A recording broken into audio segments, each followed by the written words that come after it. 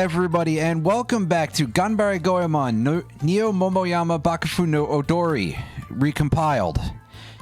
But that's very hard for me to say, so I will just call it Mystical Ninja Starring Goemon Recompiled. We beat the Ghost Toys Castle, was it called? Yes. The Ghost Toys Castle last time. That's the second dungeon out of...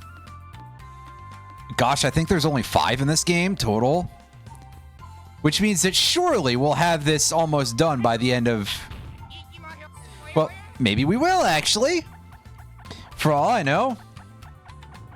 Oh, yeah, this jackass is just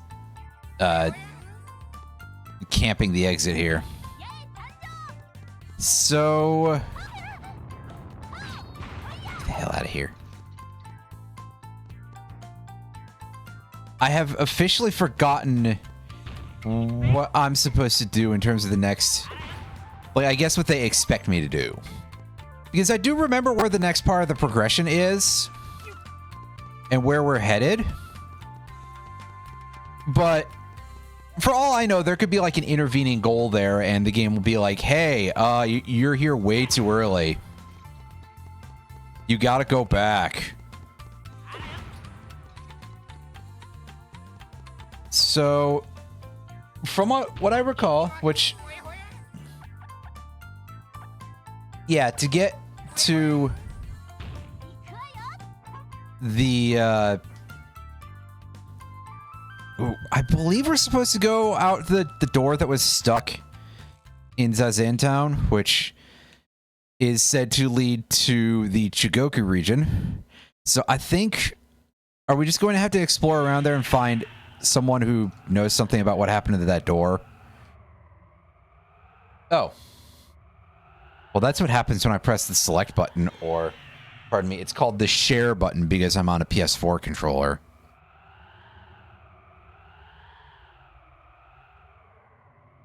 And to that I say, kiss my ass, it's the select button, and I will never honor the phrase share button.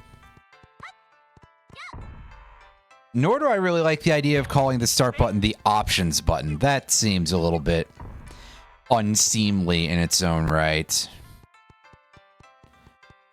Hey, you. Oh, I've already talked to you before.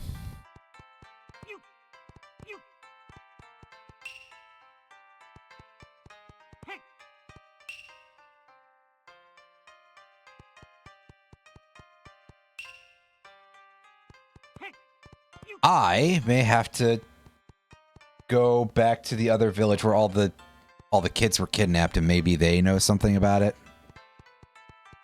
Again, I kind of forget how a lot of these goals go, and I have forgotten the piece of dialogue because admittedly saving right there might not have been such a good idea for me.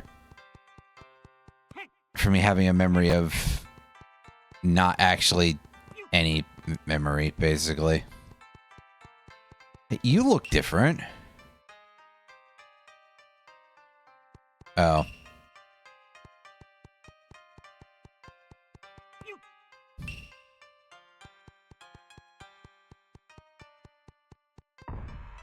Okay, so it's this way I go, I think? And do you know anything about that? The safety stopper system, huh? It's out of batteries. Oh. Apparently it's not out of batteries enough to prevent that from being done.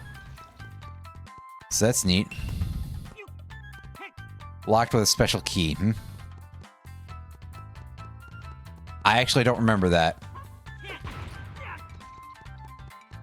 So we'll figure out what to do with that eventually, but I do remember the cracked doors. We opened those with bombs with our 4th character who we don't have yet because we need to find his batteries for some reason.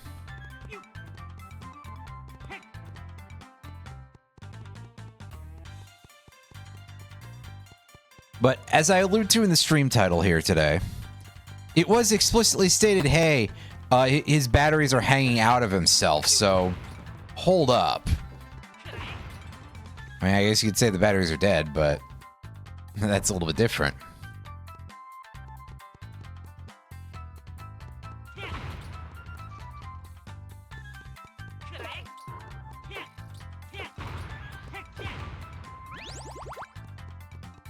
Do we go check the place on the top of the hill first?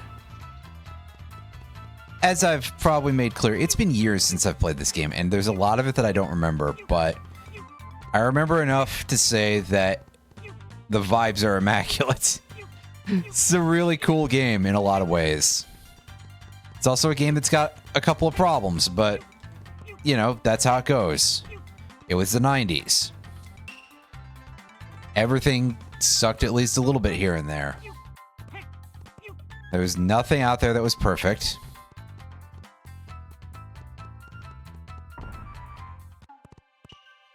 Nope. This is an important place to be, if I recall correctly, but I don't remember to what end. Is this after we repair Sasuke? That we're supposed to come here?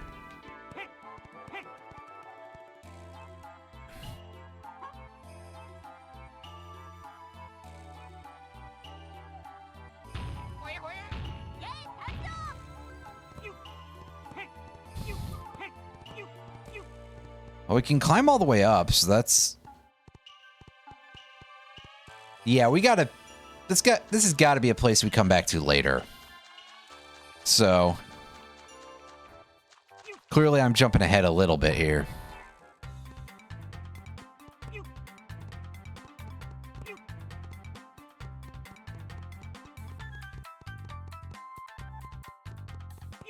But that, I suppose, is not terribly surprising, because it definitely feels like I've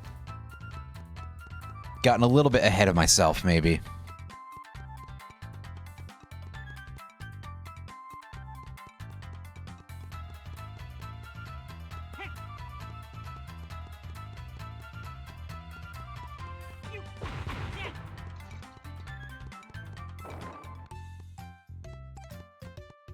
I think this is just a case where I need to come in here. Tube that was emitting electricity, you say? Ah, yes. They're telling me about the batteries. Strange wall that keeps you going forward in the direction of Kyushu. Which might be this way? I forget. I mean, obviously, I'm just sort of exploring all the map out this way for reasons, because... Honestly, kind of, why not, right?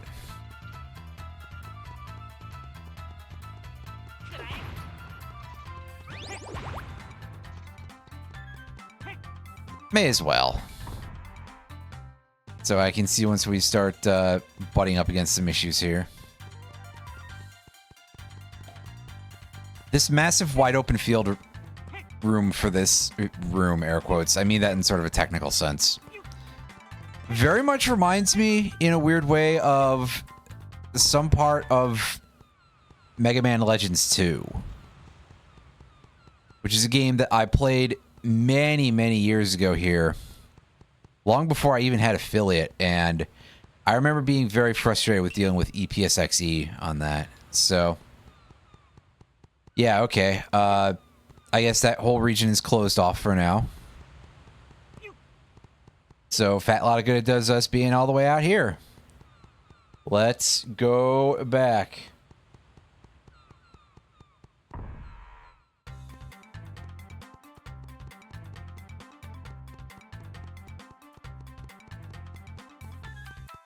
God, I just got an email from my anime list of all things, from MAL.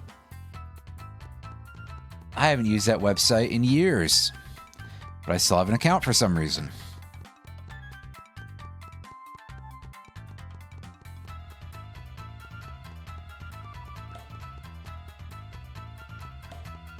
I guess because those accounts are never really properly deleted or anything, so meh.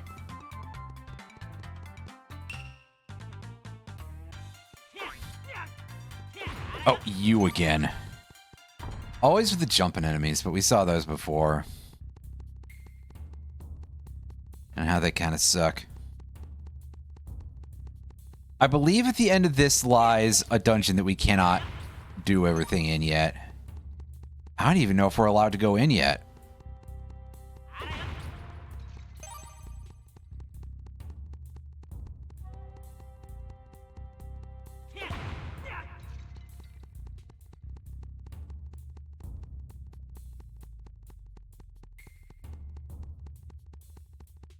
Oh yeah, see, it's got the cracked wall in front of it, so we can't enter there yet. So I'm not even going to save yet.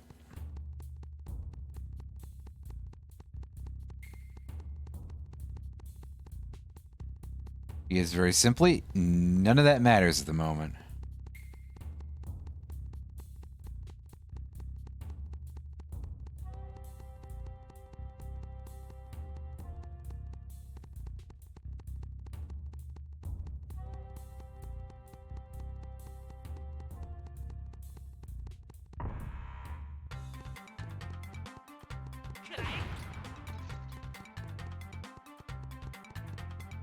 Yeah, I'm just exploring the area and fleshing things out before I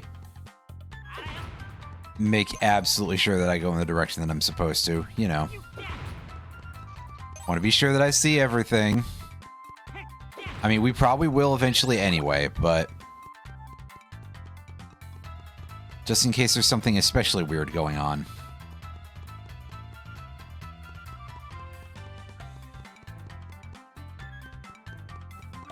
Let's make sure we see all of it.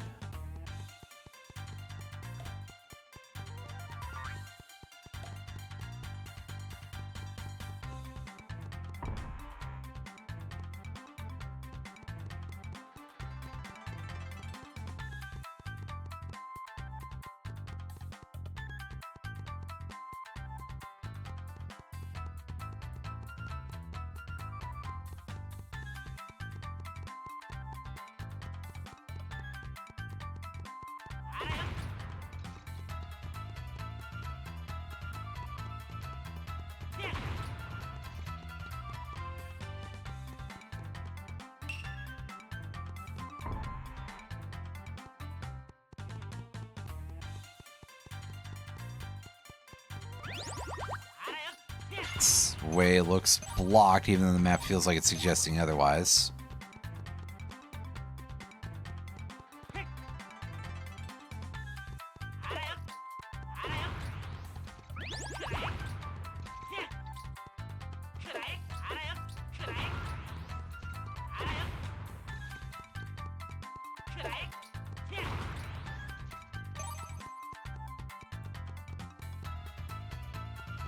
Ooh, I see a lucky cat there in a potentially very awkward position.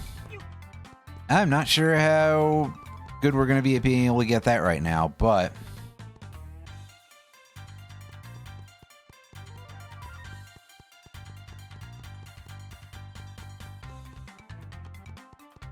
we're going to take a shot at it.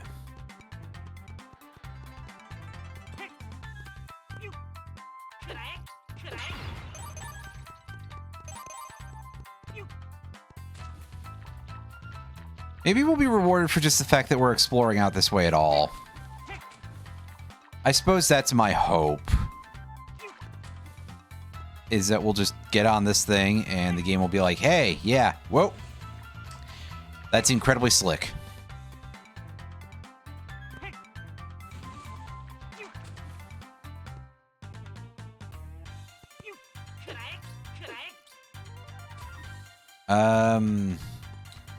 I have to look up the manual because there's supposed to be some sort of camera control in this, but I don't know what it is offhand.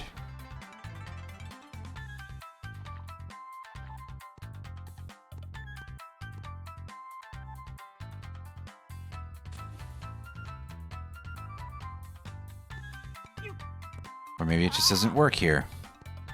There's always that possibility. Hey, there we go. Yeah, we get our health up. There. It was slightly irritating, but oh well. Back we go. Let's go see if we can even go in that door over there.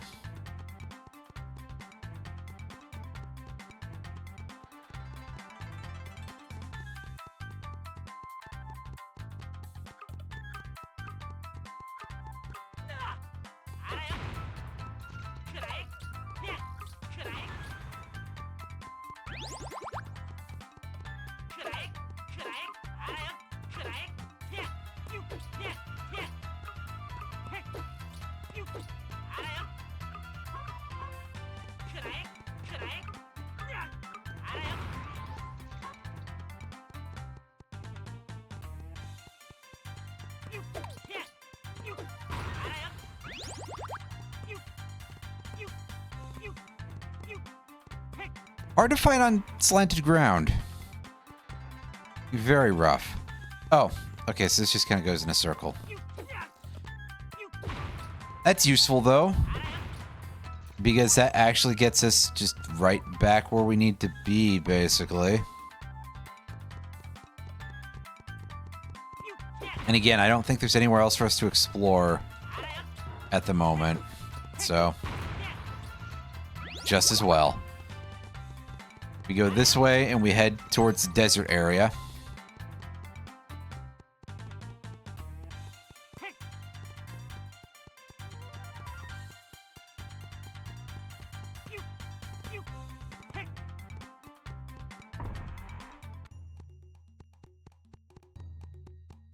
And here the map is going to be very unhelpful because it won't show us any of the contours of the land.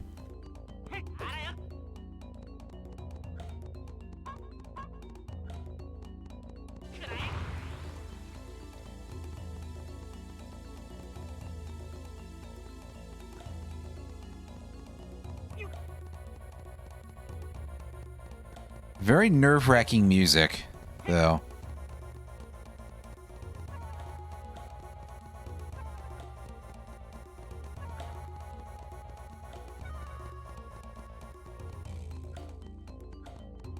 So the only real information we get here is, oh yeah, go over to the oasis. Which at least the water is marked on the map, but they don't give you anything else.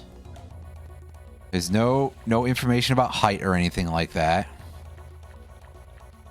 It's slightly frustrating. Oh hey, another completely free lucky cat for us. Yeah, not exactly a heart piece, but hey. But also, wow, like, most of them in this game are quite free. Hey, we got Sasuke's battery, so... I don't recall if there's more to gather in this area.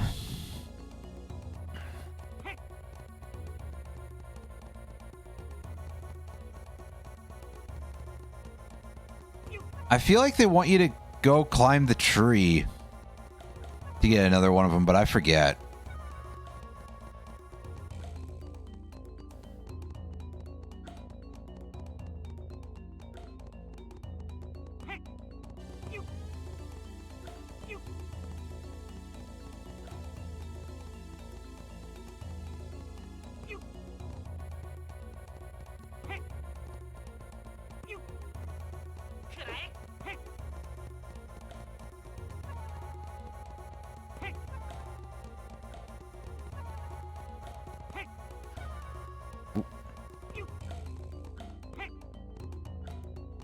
And we're trying not to get shot at by these guys, which I don't know if we can even, like, fight them in any sort of retaliation because of... Especially for some of them, they are at some really weird angles. Weird and horrible angles.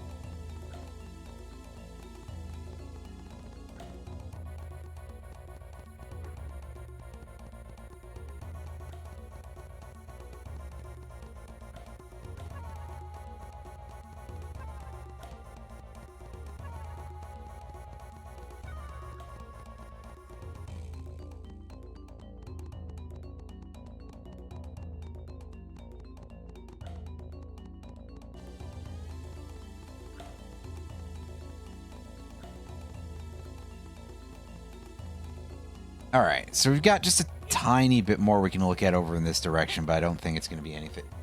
Could you get up the hill, please, Goemon?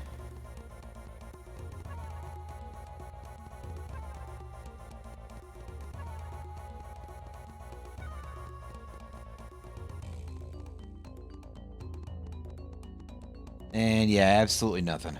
Oh well.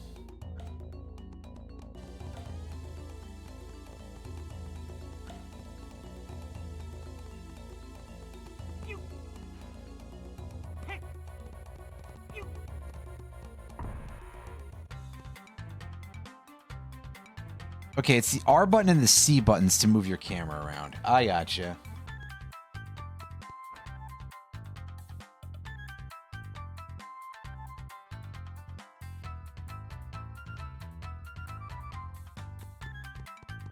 Probably use the R button for anything else, do we? So, I just never really realized that.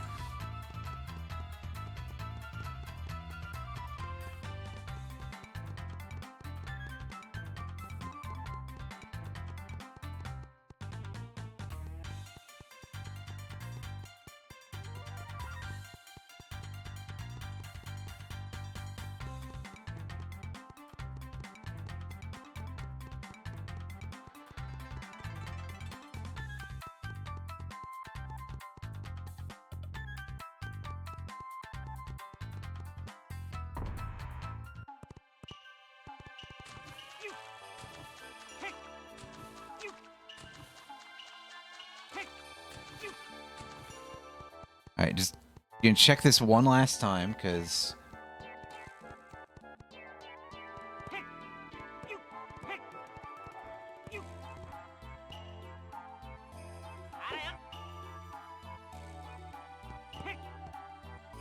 yeah. Trying to mess with the camera can be very awkward. It does also still kind of just like turn at sharp 45-degree angles.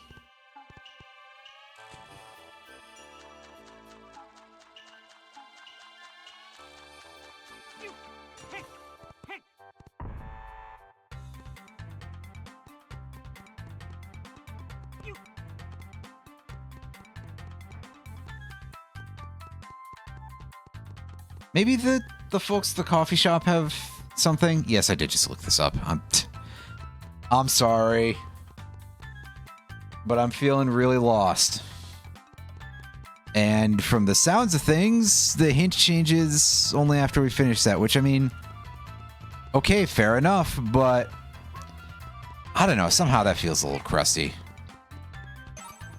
Maybe just that, like, this quest in general, having it locked as several individuated steps like that is a little bit odd. Yeah, you got that for me.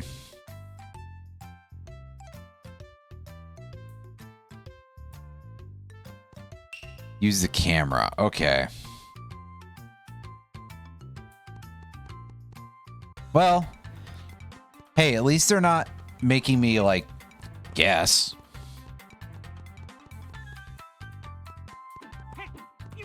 I appreciate that.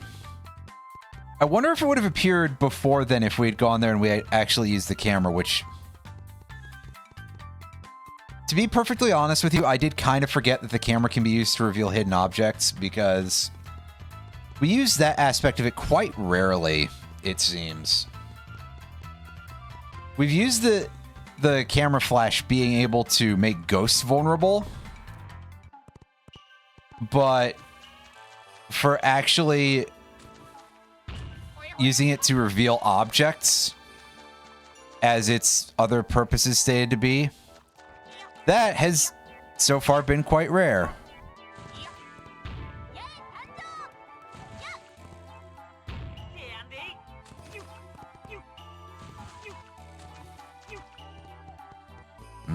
I think we just really want to go up this way.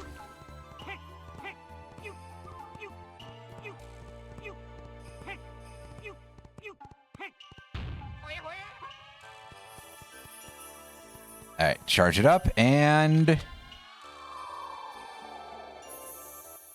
Oh, well, that was quite easy. Although I guess they need the whole cutscene sequence for it. The answer is, honestly, why not? Oh god, the flashing. Sorry. I didn't know.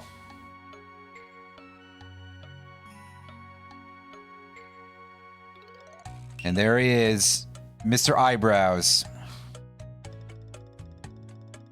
Not to mention, once again, 2D spheres for hands.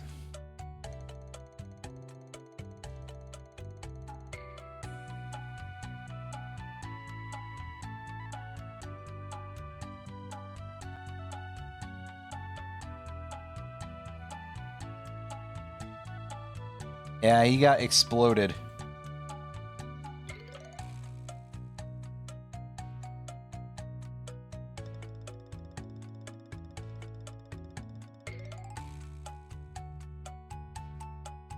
They do seem to love blowing things up.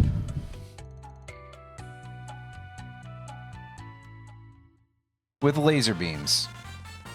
For some reason.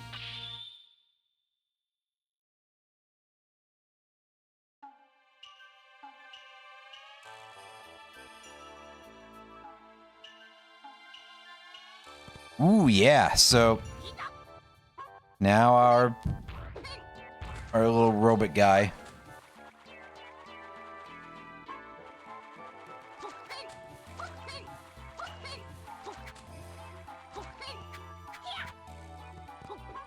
He fights with kunai up close for some reason, because that's a good idea. And those bombs cost money to use.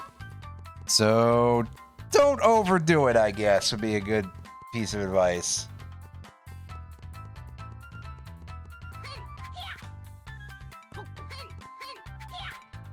Save them for when you really need them.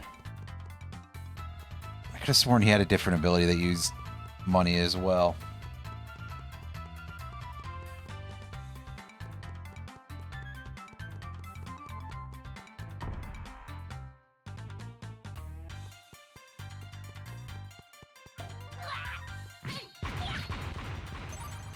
I like how his kunai attacks just split the enemies in half, though.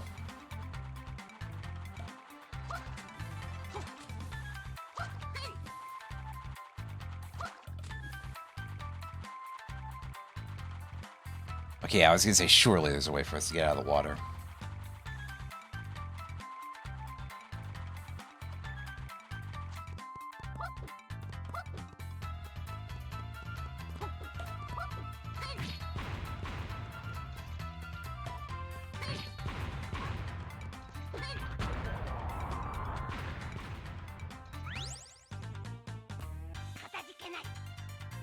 Neat. I mean, it is kind of what I figured would be here, but still. Nice. Plus, they give us some more coins, so we get some ammunition refill here.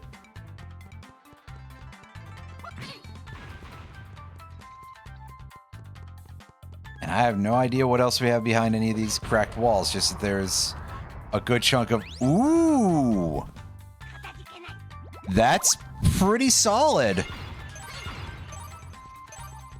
A lot of health for us in just this one room. Also, yeah, that compass is placed in a slightly weird place by having it literally on top of a door. Graphic. What a choice.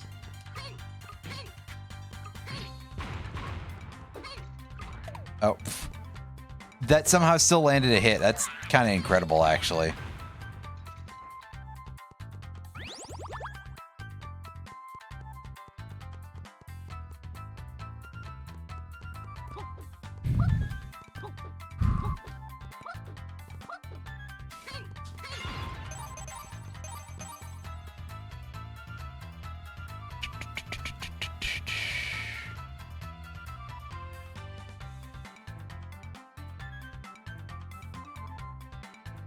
Yeah, there's not much that you can see out there.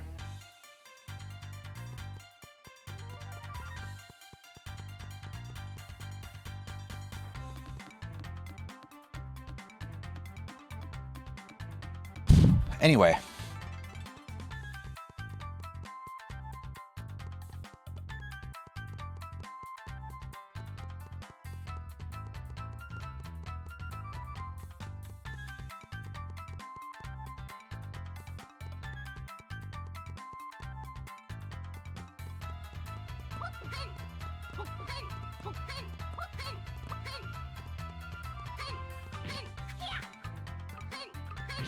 Did I actually remember to click record here? Yeah, okay, I did. I just had this sudden moment of, like, being unsure as to whether I screwed up in some way with the technology. Genuinely, I'm very worried about doing things like that. Things that involve me being a fucking idiot.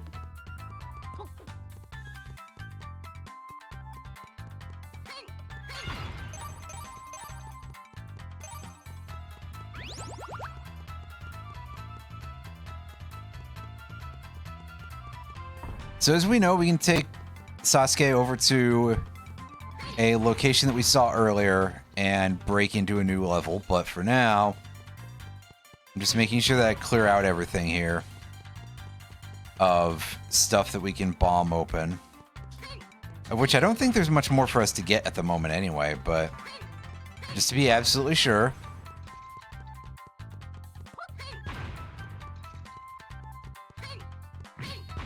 This, for example, yeah, I was gonna say, surely we can't do that. I didn't think so, but I'm very curious as to what those doors are like that for.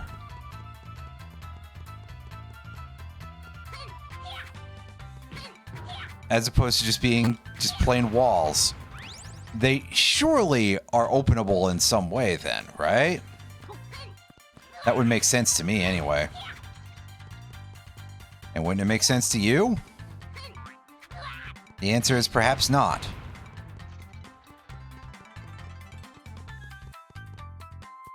But if not, that's alright. We don't have to agree on everything. In fact, we don't have to agree on most things. There's a very, very small number of things we do have to agree on.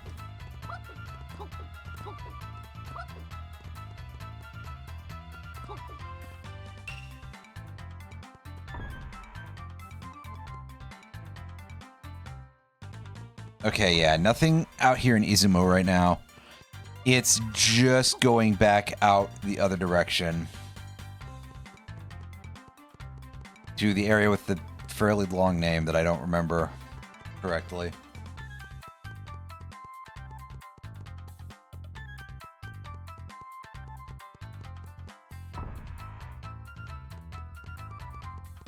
Yeah, here.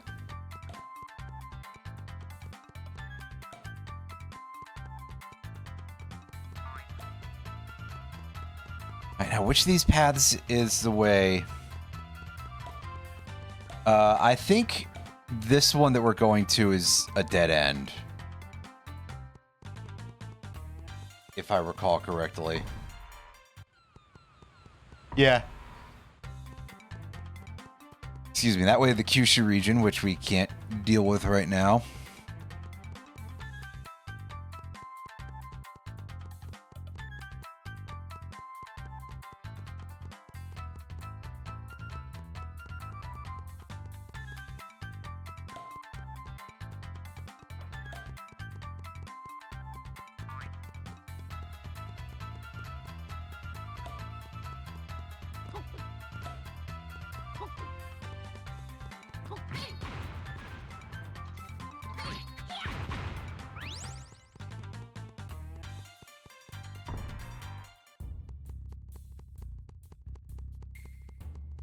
Alright, and this is just go down the path.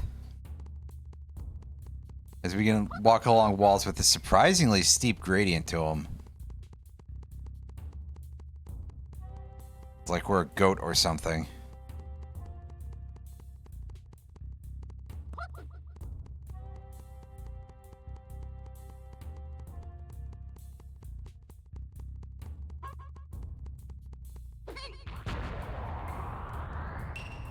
Alright, so now we'll save.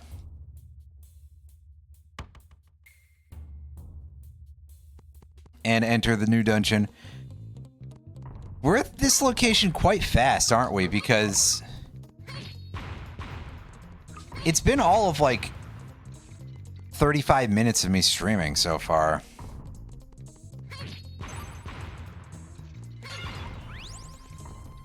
I feel like I took the fast path here a little bit on some level.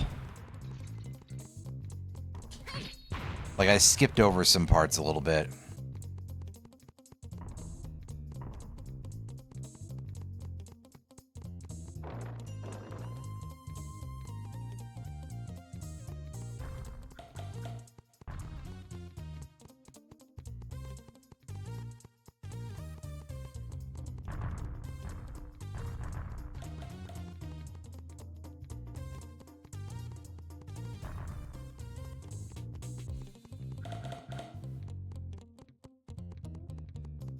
Ooh, there's a gold thing out there. I did not need that full heal whatsoever, but hey.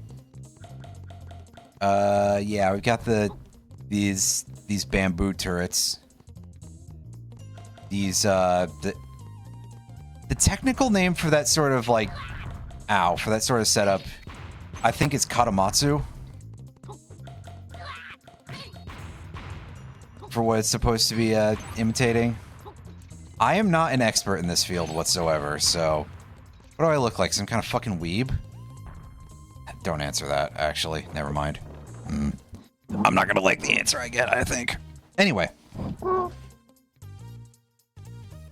hell did I just step on? Whatever. My floor definitely could stand to be a little bit cleaner. I gotta move some cabling stuff around over here. Probably not a good idea to have that be so disordered around an office chair, but I've never had good ideas.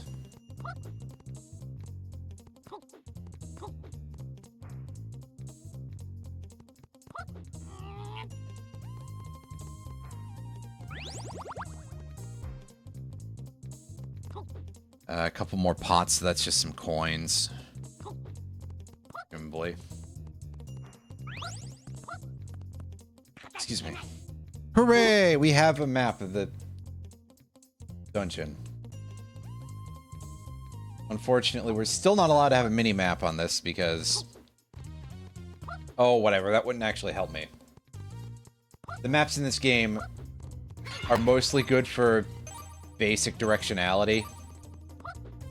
But once you start trying to do stuff like grasp the actual structure of the floor from the map, well, at that point, you're up shit creek without a paddle.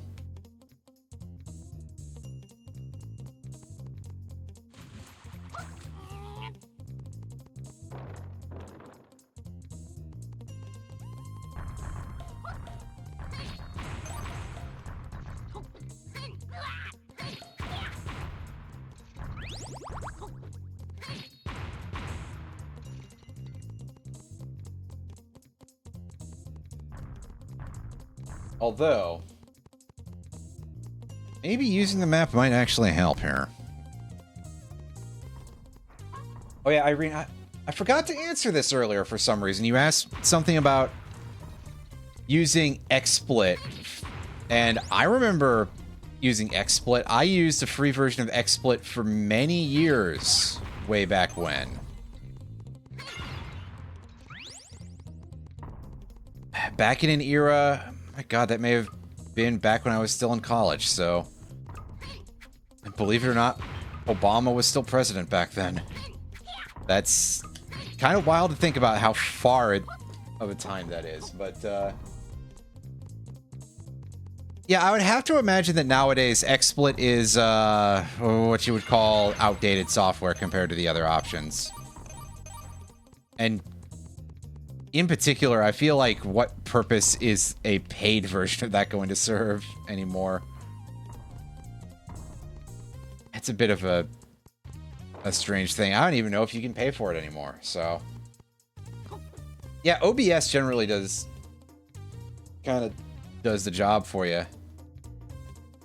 Found somewhere in this castle. I like the way that it's expressed there for some reason, but yeah. If we want to be able to stand on these... hot floors. I don't know that they necessarily look that hot, but we're going to need an ice weapon for that. In fact, let's see what happens when we try to do it otherwise. Well, you do get iframes, so we can kind of cheese this part a little bit.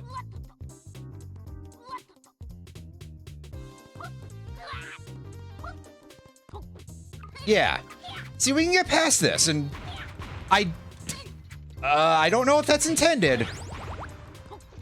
But also, I can't recall off the top of my head if there's anywhere else I'm able to go at the moment without doing something like that. It kind of looks like not.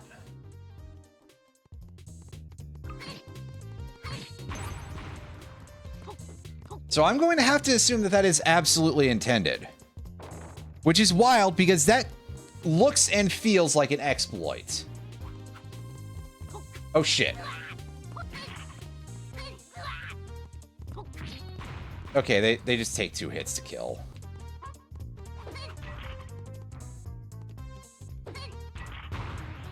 Also, we can be even less honorable than usual and just throw explosives at them. Listen, I'm not here to fight fair. I'm here to fucking win.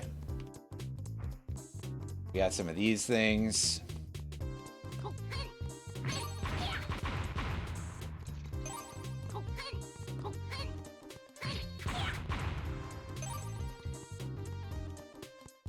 Huh, that's some weird inconsistency with the modeling.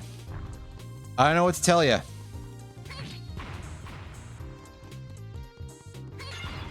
Maybe they just really like the idea of having it be a slightly asymmetrical design. I don't know.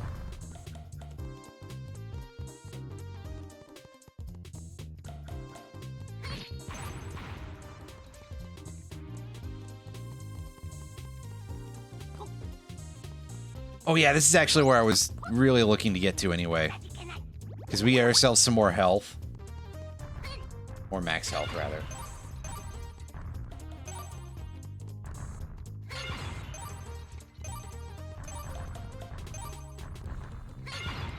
I mean, yeah, in that case, that would make a lot of sense. You're right. I've forgotten a lot of the, like, odd details with regard to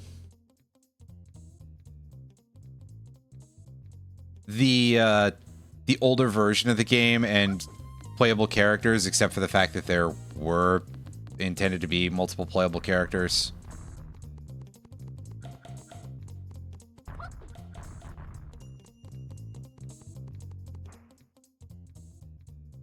Okay, have I failed to find a path somewhere?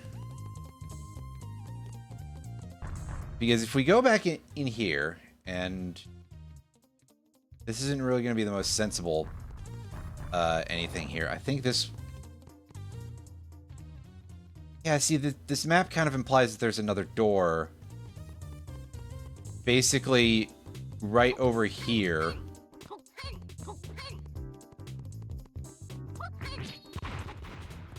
Maybe it appears if we kill all the enemies? No. Well, let's try doing this, maybe.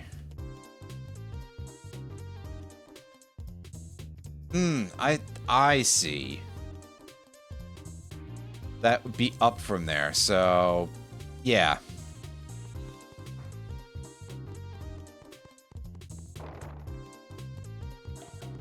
How odd. By that, I mean, that's slightly confusing. It's not really that weird. But I would hazard that we actually want to go back across the... across here. Dodge these incoming rolling objects here. Hey, when was the last time anyone ever thought about those rolling thwomps in Mario 64 inside the pyramid? I think you only see that particular style of it, like, once. Uh-oh. My controller appears to be going out to lunch. Yeah.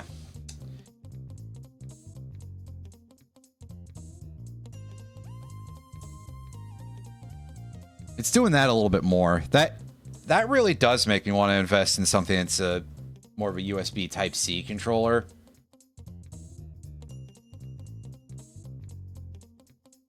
But, God, controllers are so fucking expensive. Alternately, I wonder if the guy on one of those websites who had a USB-C board, I was like, God, what the hell do I call this? Had a USB-C board for a PS4 controller. I wonder if those are still available from that dude. I mean, they're probably expensive as shit, but I'd be fine with just grabbing one of those and modifying my existing controller. Because honestly, it's like, okay, buying an Xbox controller, what else do I do with it? I don't own an I don't own any Xbox consoles other than the original. Although I thought about picking up a 360 at one point, and the main reason for that being that there's a kind of bad game for the 360 that I want to play, which is Too Human. I've mentioned it at least once, I'm sure. Possibly I mentioned it very recently on Blue Sky. But of course, Too Human is by Dennis Dyack. Dennis Dyack may be being a name that you recognize from Eternal Darkness. One of the very few names of specific people who made anything from Silicon Knights whose names have kind of entered into the history books. And it's a case where it's like, okay, for a while I sort of had this certain respect for Dennis Dyack because it's like, I respect this game that you've created, but the other guy, well, the other name that I actually know out of people who developed any part of Eternal Darkness is Ken McCulloch. Ken McCulloch was arrested because he was found to be in possession of a quite large amount of CP. So, yeah, obviously I don't have a whole lot of respect for that guy. But Dyack very recently finally unveiled a playable version of Dead House Sonata, which is a game that he's been working on for like ever. That at various points appeared to have originally been a game called Shadow of the Eternals, and appeared to have been a Eternal Darkness sequel or otherwise franchise-related item. And Dead House Sonata is full of Gen AI slop in its current incarnation.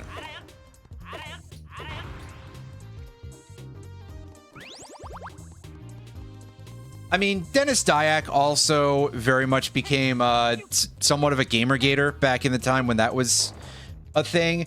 But there was a period where it's like, okay, I'm at least willing to think that some of the people who create games who got a little bit too tied up in some of the Gator shit were people who were just like, they were very artistically minded and, you know, obsessed with their own vision, but also kind of complete social dipshits in certain ways.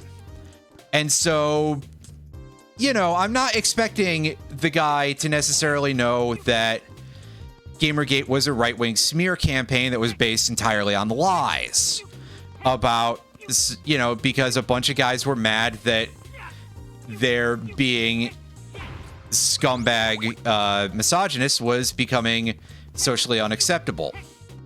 And if you're very stupid and you only catch the periphery of something, you could probably be fooled.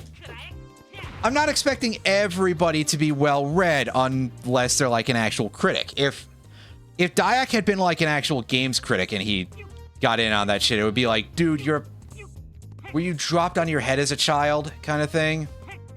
But no, Dyack was clearly an artist, so it's like, okay, yeah, he's a fucking idiot at worst. Meanwhile, you know, as opposed to an actual problem. And then Dead House Sonata came out, and it's like, well, stupid or no, the man's a fucking laughingstock. He's had nothing worth noting.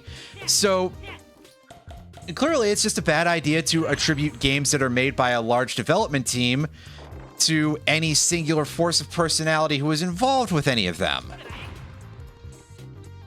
Kind of like how it's not a good idea for us to look over at something like Kingdom Hearts and be like, ah, yes, a Tetsuya Nomura game. Because that kind of absolves guys like Kazushige Nojima from any of their, you know, any of their involvement in being a shithead misogynist who is probably responsible for all the bad parts of Kingdom Hearts writing. And by that, I mean, he seems to have been one of the few writers credited in the game. Somehow he managed to not completely suck ass with the first Final Fantasy X game. Although, I mean, Waka is still there, and any attempts they tried to make with making Waka, you know, a character worth redeeming in any way. Well, they kind of beefed the landing on that one pretty badly, but anyway. Yeah, so I wanted to play 2 Human for a very specific reason, and that is that way back when I started doing YouTube stuff. Ah, yes. Waka's dead forever. I'm so glad. So way back when I started doing YouTube stuff, Eternal Darkness was the first game that I talked about on the channel, and if you look at my channel now, it's the first one that has like an actual real video for it, as opposed to just being some random clip that I leave on there to farm views. Because I thought for a very long time that, yeah, it's a very interesting game, and I love the thing that it does with sort of messing with the player and the sanity effects. And 2 Human was always a project that sort of intrigued me because Dyack spent so much time on just kind of like wanting to do that as his next thing. And it came out and the reviews were like 6 out of 10 on average, which, you know, if you think about the idea of a critic using the entire rating scale, it's like, okay, that sounds average at best. But you've got to remember that these are game critics who are afraid of getting their advertising, you know, afraid of losing their advertising money on a way that is much greater than criticism for any other art form. So, you know, 6 out of 10 is this game killed my dog levels of bad. So there's something about that that kind of interests me, I think, of just the idea of here's this game that this wannabe auteur. In fact, I'm not even going to give him like a full, oh, he's a real auteur. That's not even, that doesn't even feel right. Because, like, I don't know, in that regard, putting him on the same level as guys like David Cage feels really fucked. Which is one of the very rare times when I will be like, yeah, I think I respect David Cage on that sort of level. At bare minimum, like, David Cage is an asshole and he makes garbage games. And yes, I know I just said something about don't attribute the whole project to one guy, but David Cage is kind of an egomaniac. He would absolutely want to be the guy receiving sole credit for any of those. So we'll give it to him because his product, the products of Quantic Dream all suck. But I think there's something kind of like, you know, at least the guy has some sense of like, he knows what art is. Meanwhile, Dyack is very much, if we want to pin everything from Silicon Knights on Dennis Dyack, which, again, we truly should not. But he seems like a guy who's like, okay, I've heard of Kojima games. I heard of the stuff that he did in Metal Gear Solid. That sounds cool, but he doesn't have any real, like, artistic ambition of his own.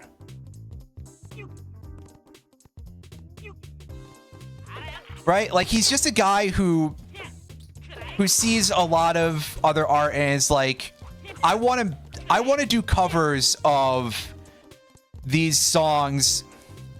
It's like the equivalent of Guar covering Chappell Roan's Pink Pony Club. Oh wait, that happened. Never mind. Sorry.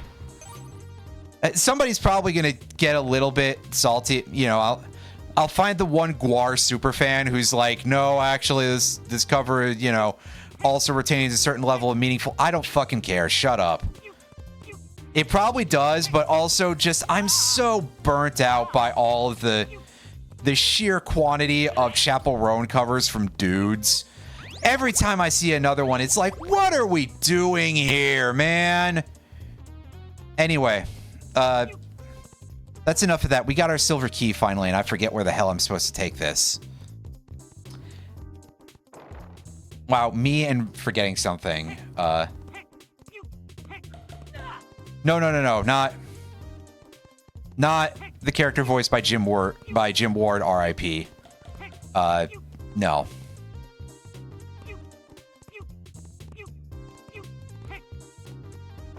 Gwar, I want to say, is GWAR. They're a metal group, and they're sort of in that subset, I think, of metal groups where you've got the guys in like slightly monstrous costumes, if I'm recalling correctly. Like sort of the descendant of glam metal kind of stuff after it was considered to be unacceptable to wear tight leather and big hair everywhere kind of thing.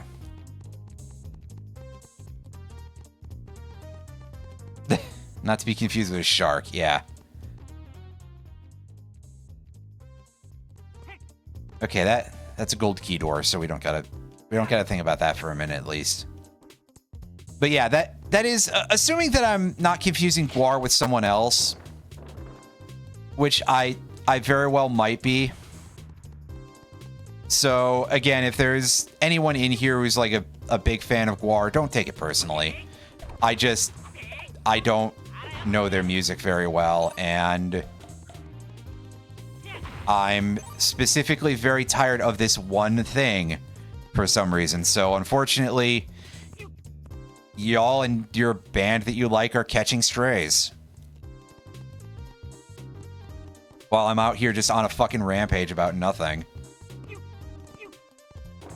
So yeah, I think there's something about that sort of interests me about Dennis Dyak's Too Human, because it seems like it's one of those things that genuinely I'm curious to see the ambitions of somebody who has none, right? Which is probably a little bit ridiculous to say.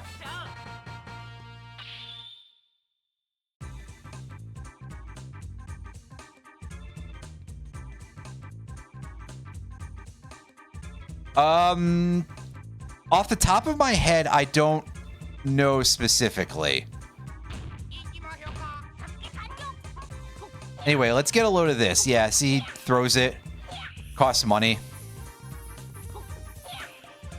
But if you charge it up, it becomes a triple shot, and it costs 3 coins, as you would expect. So yeah, I don't know off the top of my head. I mean, I gotta look around. Or I could just record another one, I guess. I don't know.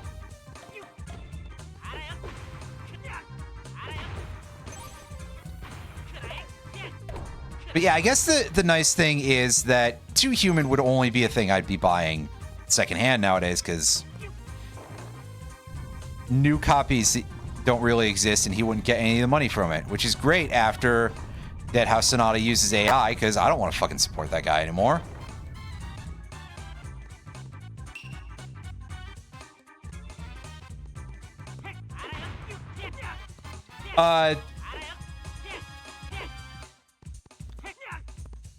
Let me get this thing out of my way. Sasuke is our little green fella here with the massive spined ponytail there.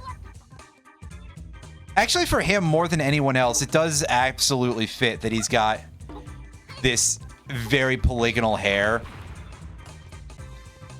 because this is a robot we're looking at, apparently. I'd love to be like, because, you know, they had those in feudal Japan, but at this point, if we're still doing that bit, like, what are we even doing here? We've seen everything else in this game, because, yeah. A little bit.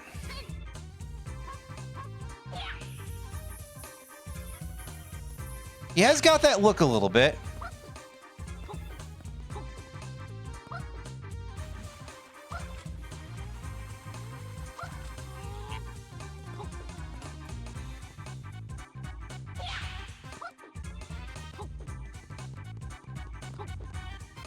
Okay, is this easy to get at? We got the meat saw hammer for Ibizumaru. So, yeah, that'll give our old buddy. It just replaces his hammer. Optionally, I mean, we can still use the regular one if we wish. I think there's an upgrade later on for our basic weapons, so it will not upgrade that. But until then, this is probably a good thing to use much of the time. Turns our drops into heals. But now we don't need that because we literally just found a full heal over here. Found 2 in a row. What a strange choice.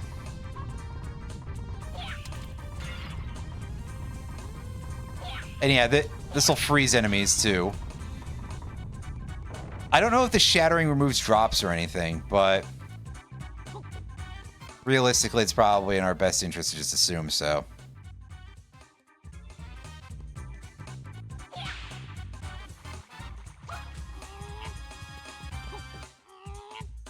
And I think that whole loop is completely unnecessary, completely useless, isn't it? Yeah, because that's just around the Heathcliff hammer there. And this way is an actual direction.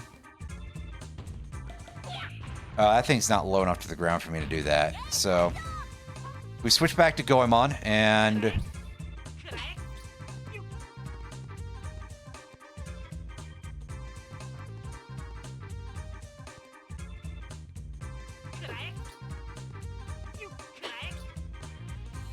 make our way around like that. Oh, take a look at that little seahorse creature down there. That's kind of cute.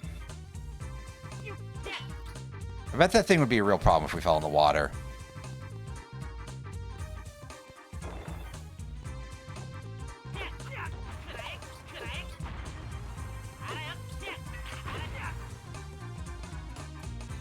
Oh yeah, this is a place we already were.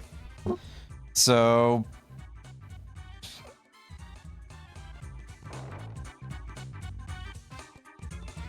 honestly, I think at this point it's just cross the drums again. And then we go backwards. Because we have our ice dagger now.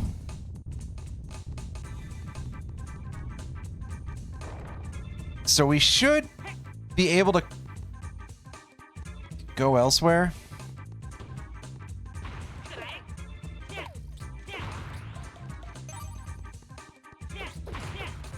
There should be a couple of places that are... Was this the place that had... No, there was a location that had fire platforms over water, such that we really could not cross them. No, this is just a location where there was a key. No, this is where the dagger was. Never mind.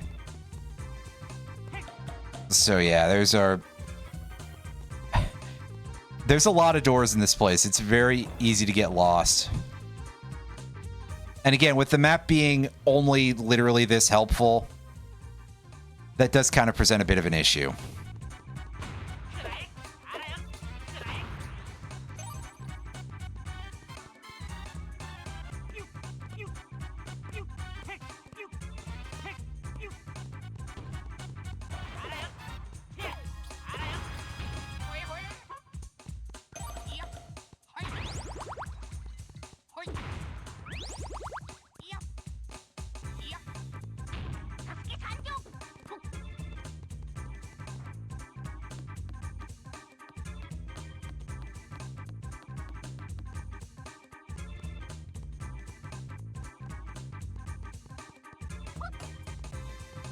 Ooh, there's a 1-up up there. Not that I think that's necessarily super important, but we may as well pick it up if we're in the area.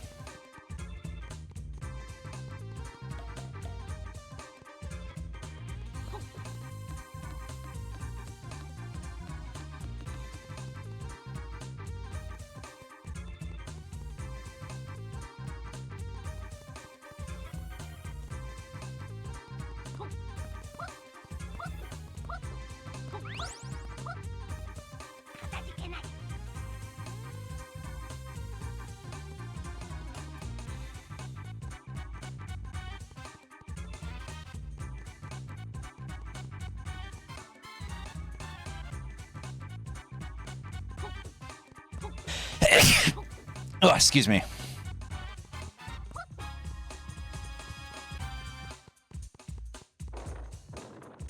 Probably kicked up a bunch more dust yesterday while I was...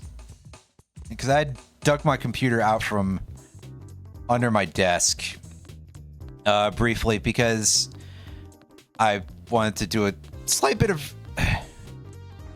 voice crack. I did a slight bit of cable rerouting because it was making the noise yesterday. The noise, of course, being that there was a bit of cable that was stuck in one of the cooling fans.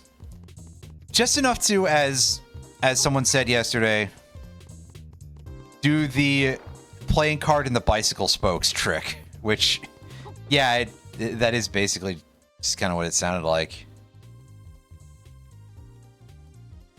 Oh, I don't think I can do jack shit here, can I? I forgot already. I'll take a look, but I think it's just health in that area. So...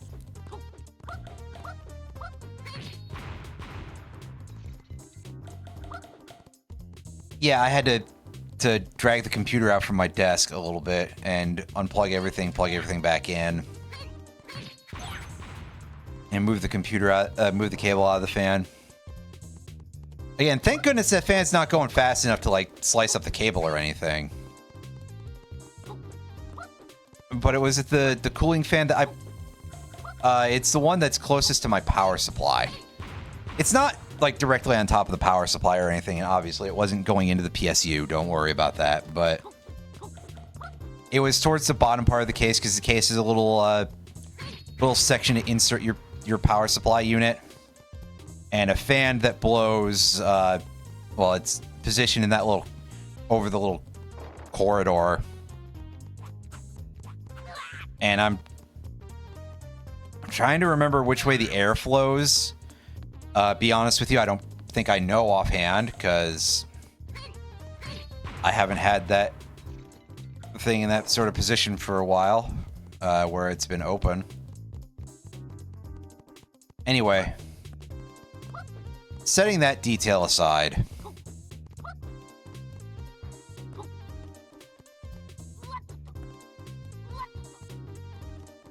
it's there to, you know, create airflow in that area. I forget if it sucks the air out or blows air in, but you get what it's there for. I don't have to explain it too much further, which is great because I'm fumbling over my words like a complete jackass.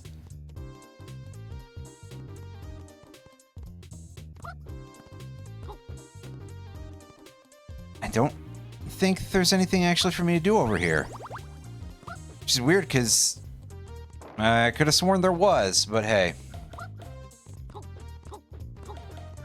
So yeah, doing that, and of course the inside of my case is pretty dusty, but I did give a couple of good sprays with some duster spray. You know, a thing that's probably not great for the environment, but hey. I definitely need to do like a vacuum of the floor area. And suck up any dust in the area. Just in case, because, yeah. It's been, honestly, just too long, that's all. That's all I can say for sure. It's been too long and things are a little too dusty.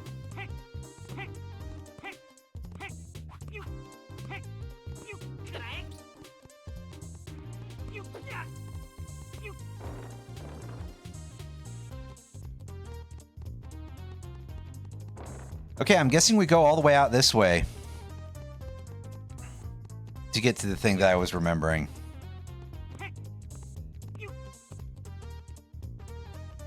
Which, yeah, you can really see that things are getting a lot more complicated in terms of dungeon design here.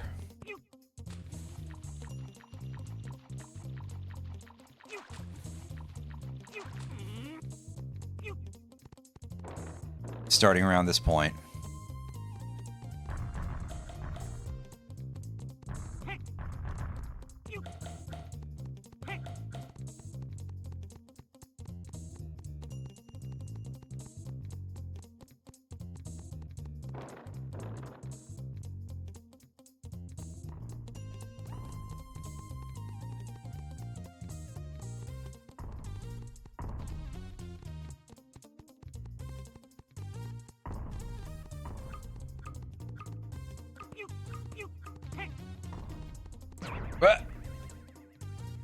Oh, that's instant death.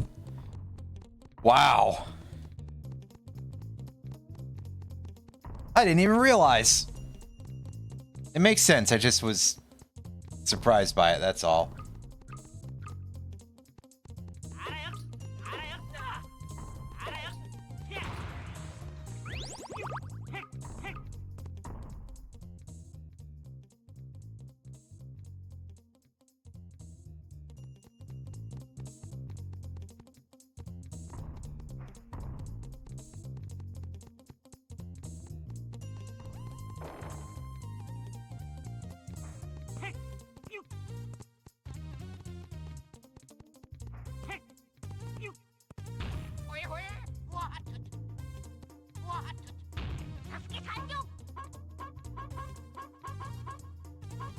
Oh, that kunai item icon.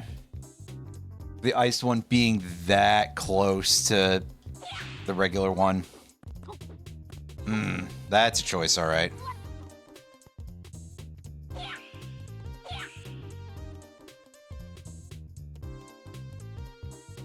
Oh.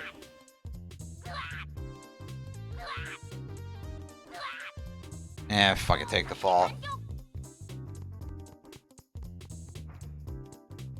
See, they are like slightly different heights, right? Or is that just a trick of depth perception?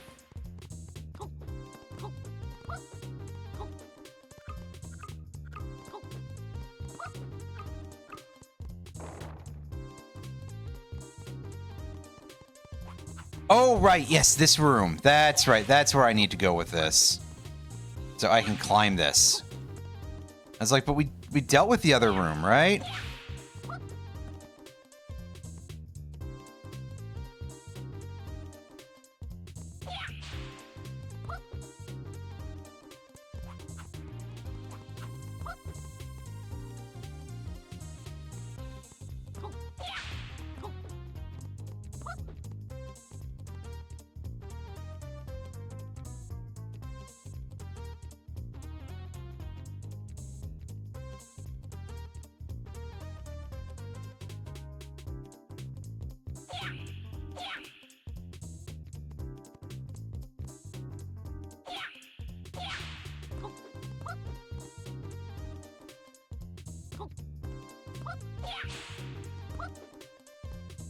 Shit.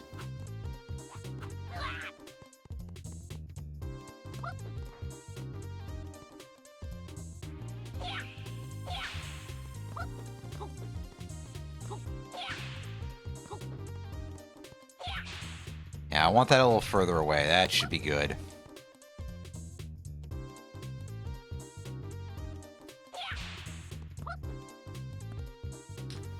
Wow, the camera just whipped like crazy there.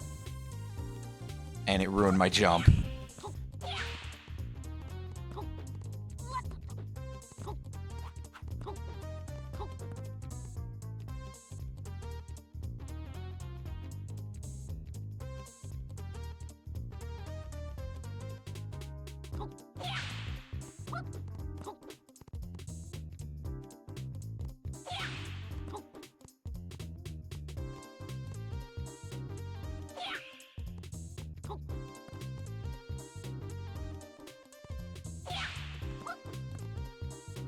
It's a good thing I have a lot of money, otherwise this could be a bit of a pain in the butt.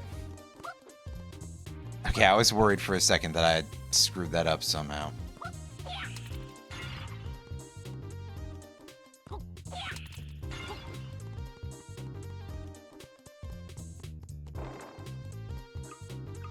All right.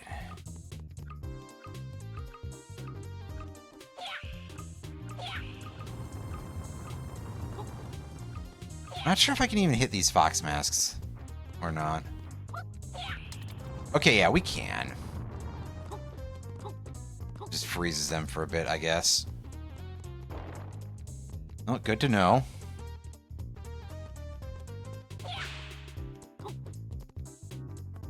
Oh, hell. Well, that explains the other door up there.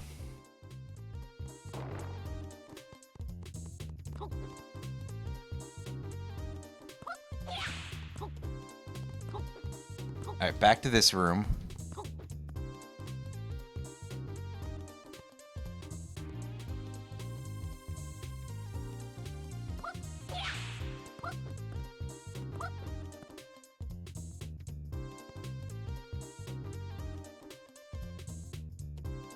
Okay, it's moving at a bit of an angle. I see now.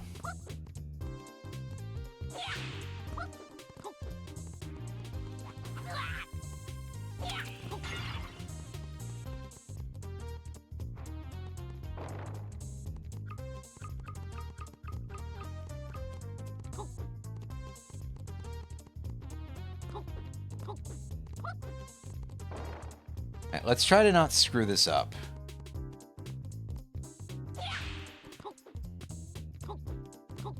I know, hard for me, but...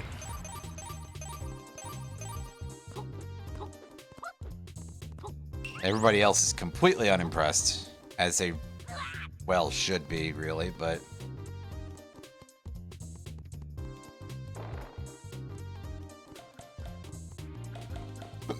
excuse me.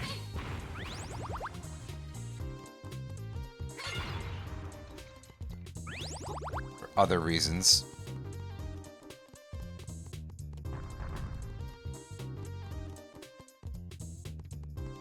Oh, right, we go back this way. Right.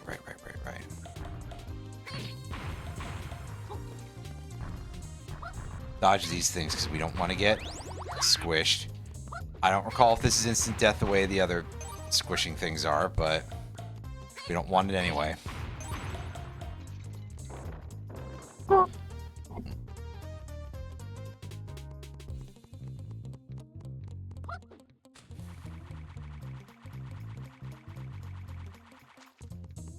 Back here.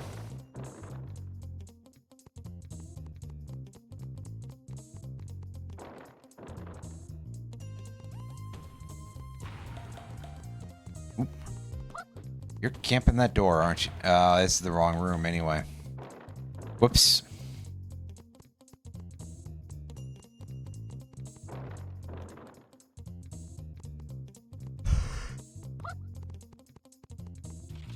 Excuse me.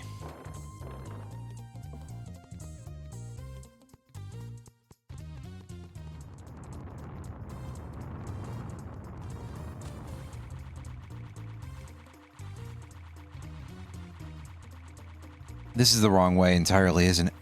Oh no, this is the correct way because I just opened the lock. Right? Yeah. I got slightly thrown off here because somehow I already forgot that I did that. Well. That's real great of me.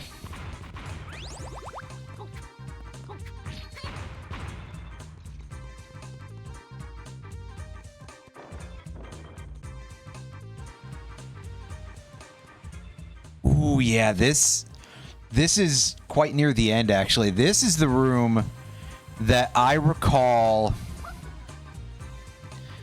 originally lagging like hell.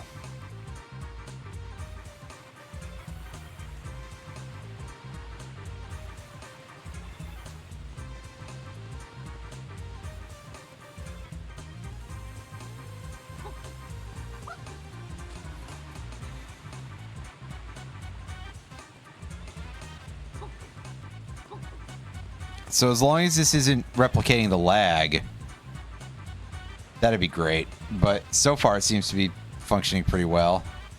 I guess we'll see when we get further along.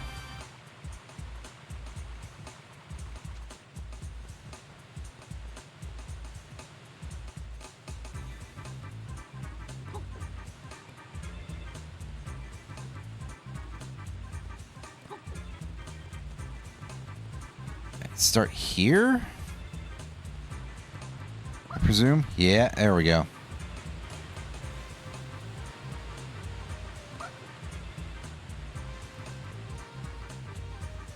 We're going to be climbing up this room in a fairly circular pattern here for a while.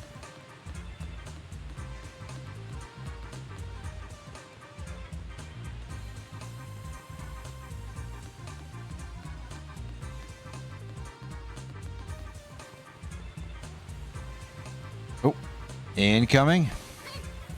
Just want to put a little bit of distance between us there. Hey, get back here.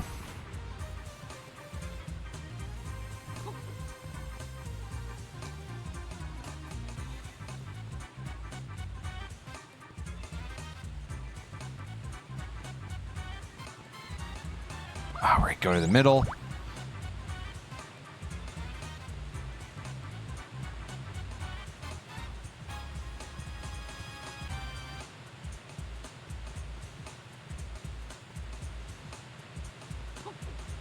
And get on this fish again.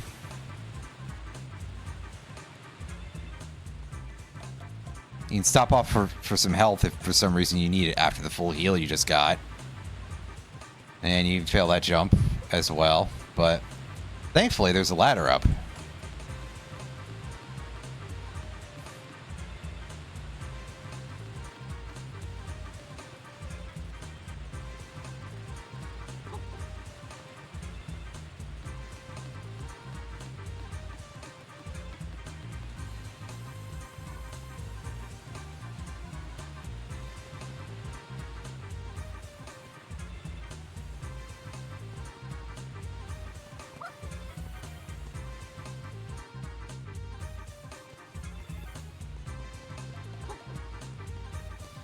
Neat! Another one of these. Oh, we were actually far enough along to get to 14 hearts. Pretty good. Pretty good. Alright. Now, hold on a second. Now I have to use a couple of brain cells here. Grab a couple of brain cells together and realize we gotta go this way. I thought there was another path for a second, but I think that's just because we didn't have a real docking point in that case. It was just like, hey, make your leap of faith here.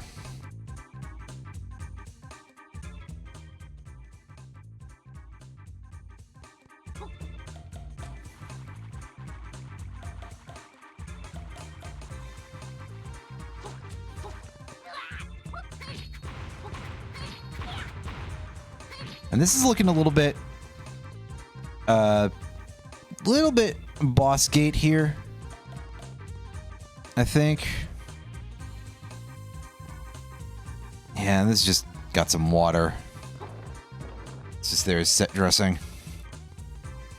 What you got for us? Turn the red plates by hitting them back. Well, they don't want us to use the dungeon treasure because these bosses are pretty simple usually. I'll use Goemon for this because generally he's kind of the best because of his good all-around stats. Hey now, ghost robot, now you're being silly.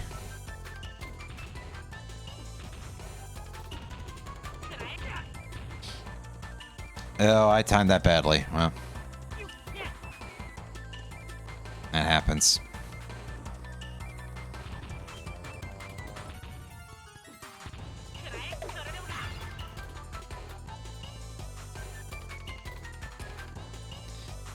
Yeah, very rudimentary, sort of like baby's first 3D Aghanim kind of setup on some level. Oh, also a color-dependent mechanic, because that's always a good idea. Well, you've heard me say that before. Red and blue is probably not like a terrible choice, all considered, for two opposing colors. It's not blue and orange, which we've said before. But whatever. I don't need to keep bringing that up. It looks like the parts around Goemon's shoulders are glowing there. I don't know if the robot can hurt you with that or not. But it can do that attack for sure.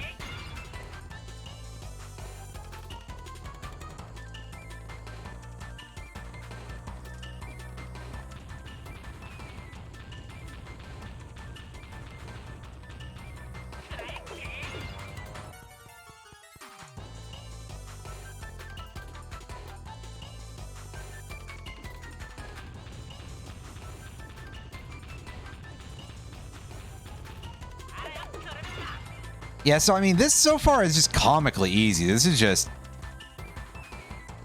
run in a circle around the outside of the arena. The only time I've gotten hit by this fight at all is I mistimed something once.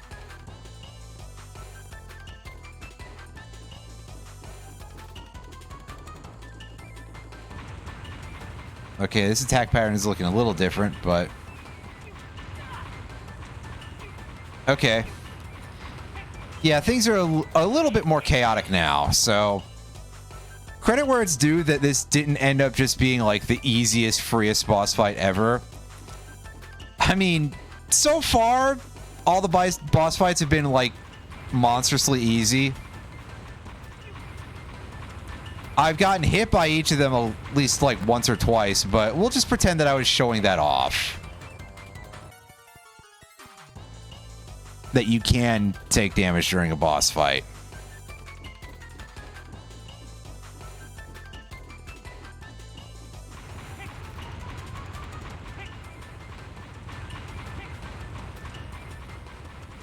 Also, ultimately, wow, this takes a while, doesn't it? Like, what was that? 4 hits per phase, so like 12 hits.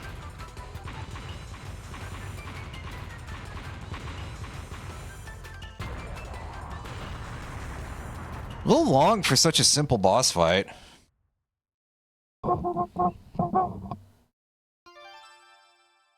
But hey, maybe they're hoping that the endurance aspect of it will be problematic for you. I don't know.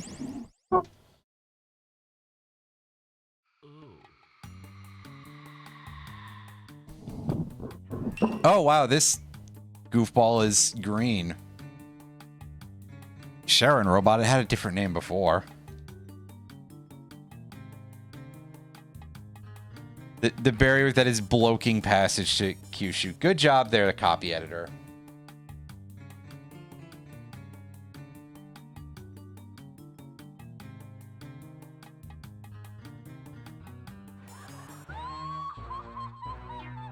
Oh, more flickering visuals.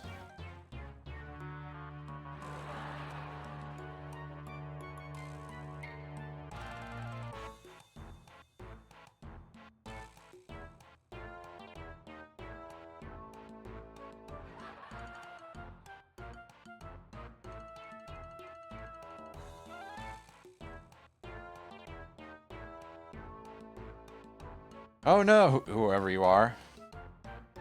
Circus clowns. Oh, come on. They're not employed by a circus.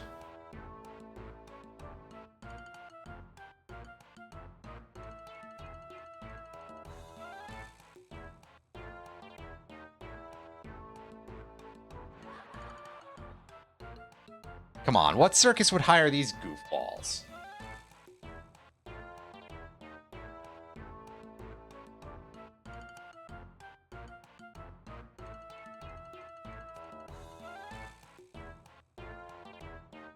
Sure, yeah. It's like, whatever, fine. You can come back.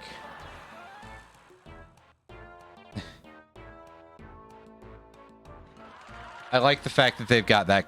You take forever to pay me back. I'm not sure you're gonna get paid back, buddy.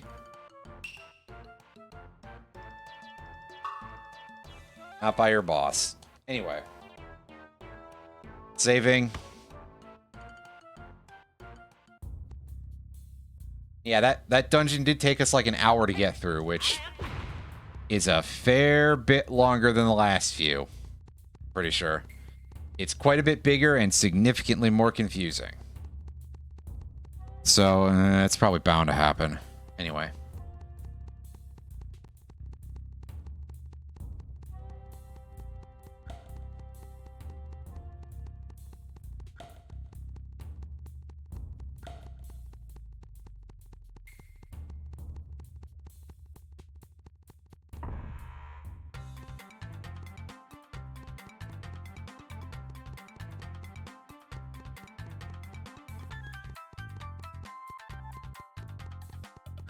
So now we should be able to go to the path to Kyushu. in theory.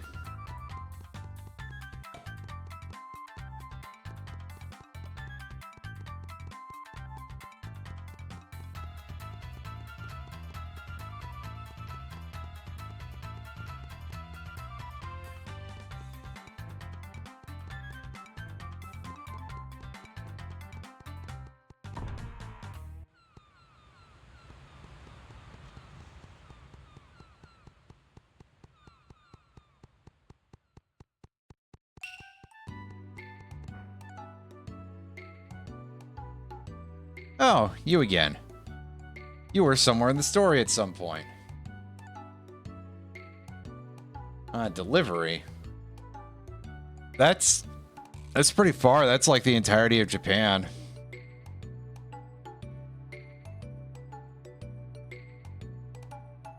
You guys have a phone? Do you people not have phones? Wait, no, sorry. That's a whole other bit.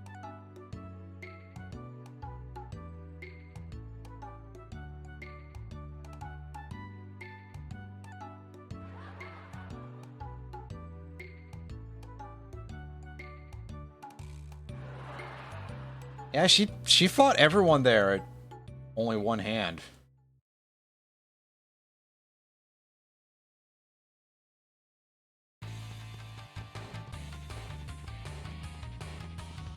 Oh, we got some very intense music going here.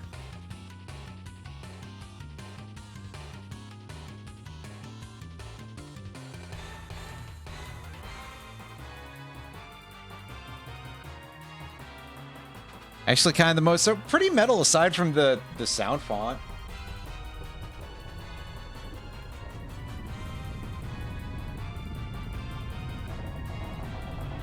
Oh.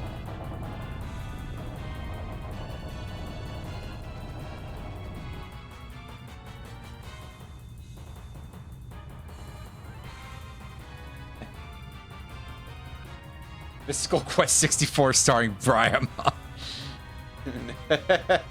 Oh, Roundy. I'm surprised it... I wonder how hard it would be to, like, mod any of the models using the recomps. Ah, yes, the tiniest little bit of Japanese voice acting that you get out of a cutscene there. Yeah, Ibizu, we sure have a fucking problem. They just stole all of Kyushu, apparently. That's, yeah, they just stole... Now, hold up. Hold up, everybody. That's a real part of Japan. How big is that?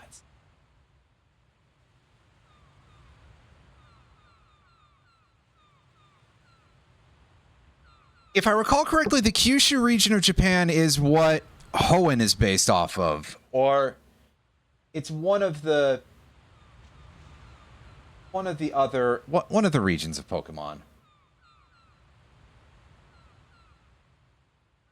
Has a land area of 36,782 square kilometers and a population of 14,311,224 in 2018.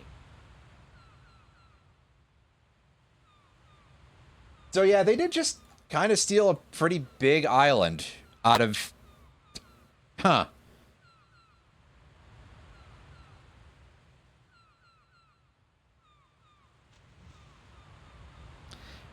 That's something that's kind of worrying. Goemon, shut up and stop thinking about your girl for like 5 seconds here. I mean, maybe that is the idea, but also, you know, you have more important things to think about than where some random chick has gone, right? Come on, dude. Quit thinking with your... Anyway. So I'm trying to remember where we have to go after this, and the answer is I don't know.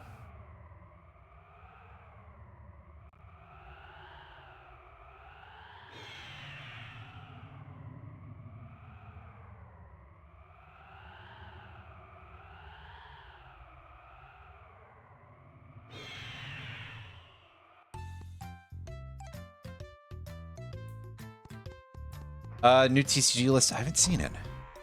I saw that it was going to be soon, or a list was going to be soon, and I didn't look at the new... I didn't look past that. It was like, yeah, I'll find out in a couple of days. So that, I suppose I can say, oops. Yeah, I saw a post that there was going to be... And it sounded like it said... new list in a couple of days, but that might have been that the list was already revealed, so. Recomp. So, the term recomp, I'll pause here before the crazy fortune teller guy. Recomp is short for recompilation. These are instances where people have basically decompiled the code of these N64 games, and then it's set up as an executable that recompiles them as more of like a PC port.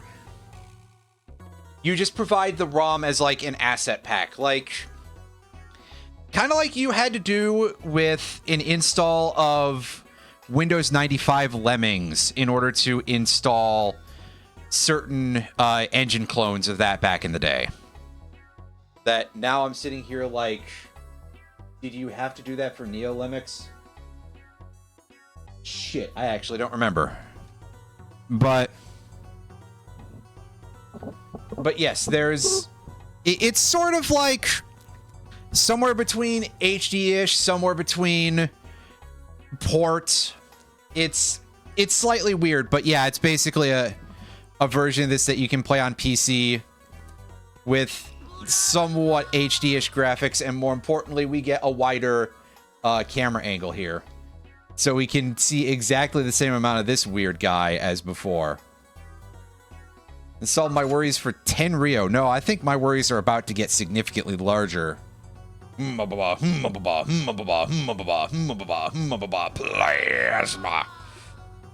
Old region in the... The Mount Fear. Yeah, okay. What were you saying about solving my worries, asswipe? I think they've suddenly gone up a little bit. They break it down and clean it up. Yeah, a little bit. And while it's not perfect, generally for some of the games that work a little bit more shittily on emulation, these tend to be a little better. Although, yeah, there is a new issue that was introduced in this particular version of, well, pardon me, in this particular recomp here for Mystical Ninja. We're probably not going to see any more of it today, but there are certain parts where you have like a first-person perspective inside of the cockpit of a giant robot. Yes, this game series is very weird, BT dubs.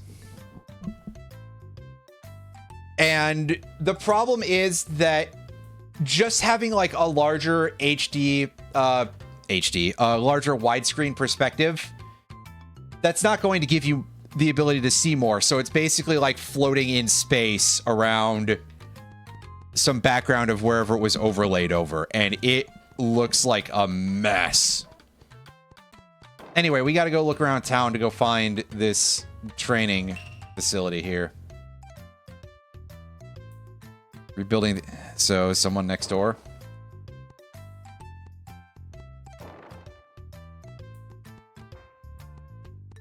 But yeah, overall, you know, this guy is like weirdly flopping around a little bit.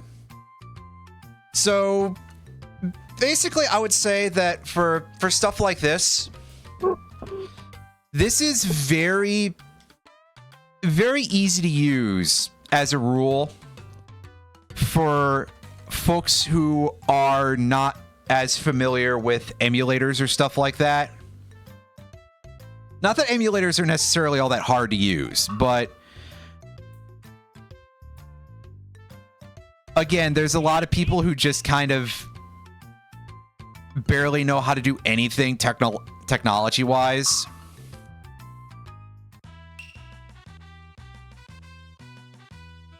Okay, so what are we doing here? coming out of the holes. Make sure my balloon is not popped. Ooh. Just by throwing metal boxes at the Oyakatas here. And with my control stick, throw the box at the B button. Okay, so I was gonna say, I don't know what the hell you're talking about with balloons, but reasonably easy to hash out. Oh, it's a whole round thing. That's a little bit of a pain in the butt. And you want me to survive for 90 seconds on this? Ooh, that's rough. I don't really... I don't like the fact that it's 90 seconds for this of survival here. I don't think knowing how to hold the controller is going to help me any here, guy. But I appreciate it, Mr. Elephant.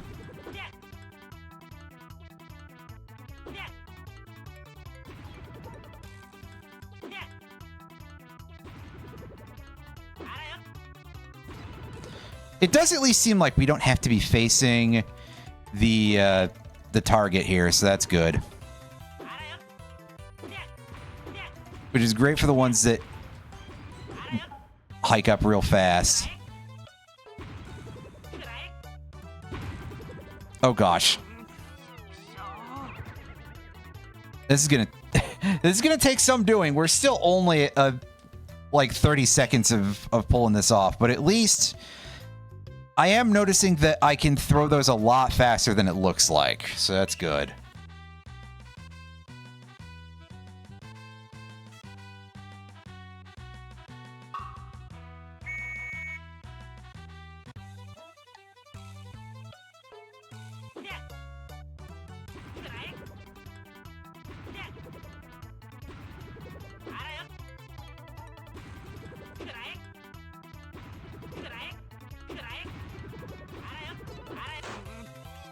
Yeah, I'll just be honest. I think this probably sucks a little bit. This is such an endurance match that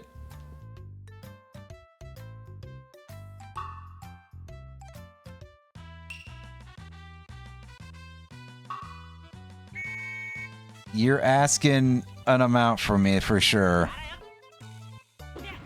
And I gotta pay attention to all... Oh, there's 6 of these guys? I think it's 6. That would make sense.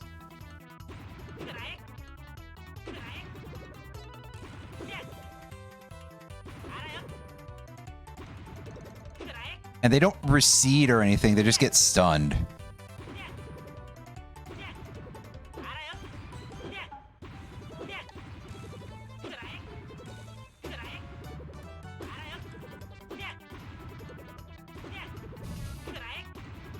Alright, get a little bit in place here.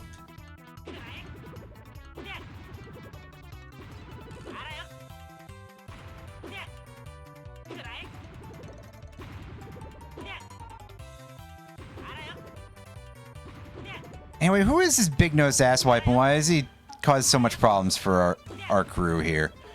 This is going a lot better, so it really is like, hey, learn that you can do this much and then you just gotta spam and deal with things on a fairly even-handed manner.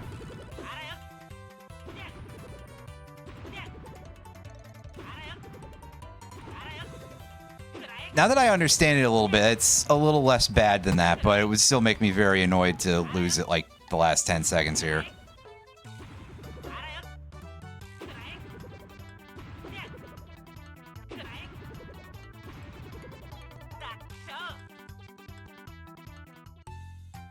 Quite irritating, but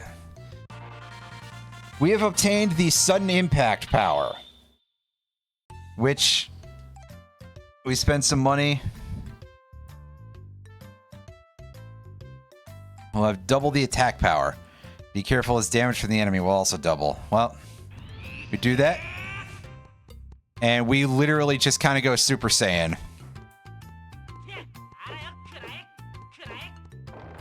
So, yeah. It lasts between screens, though. That's interesting.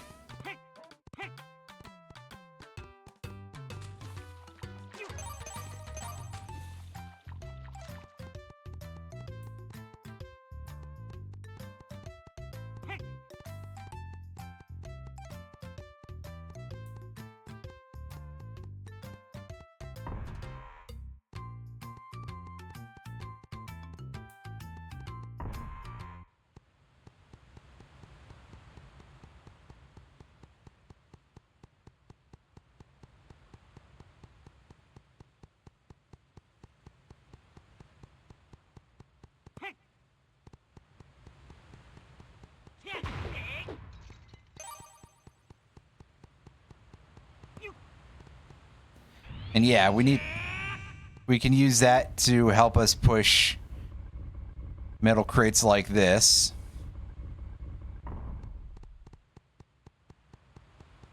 Which is how we're able to move on to the next area here. And this will let us head up to the cold place.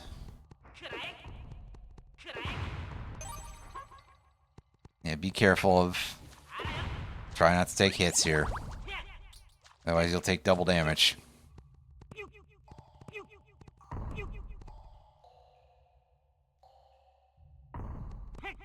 Okay, yeah, that's the way to go to get out of here, but I want to see if there's... I got bit by a snake. Wow.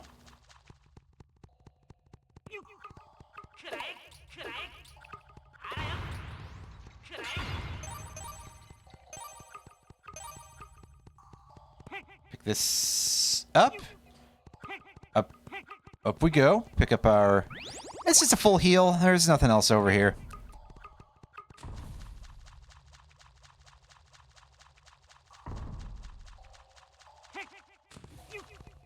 I wasn't sure.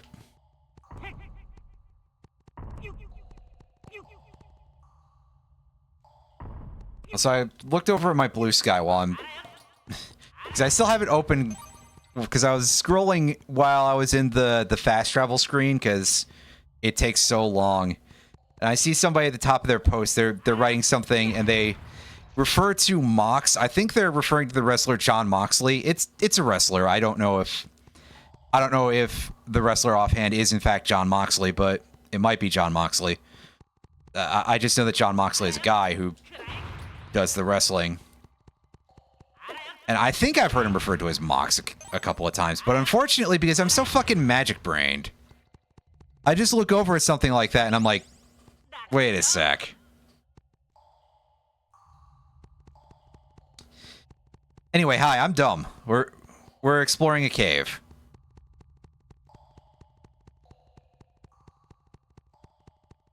At least our fortune dolls here, our cats, are in very easy to collect positions most of the time. Or at bare minimum, they're just kind of right out in plain sight, and that's pretty close to the concept. And thankfully, we're seeing enemies here that are all quite easy. They all take exactly one hit.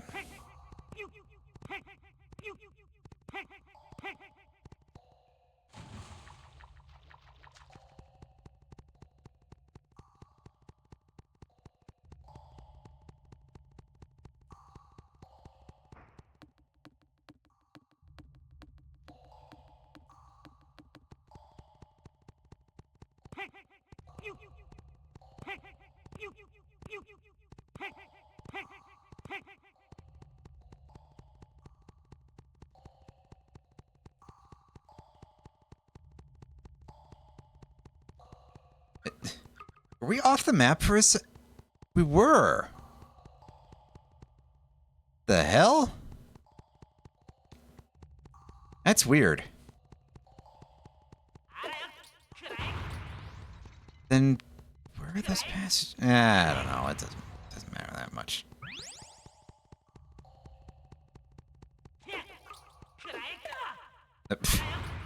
It does, however, matter that we aim in the correct direction with things.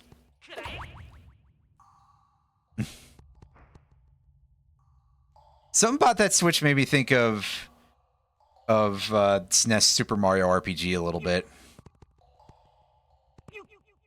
And I can't exactly explain it.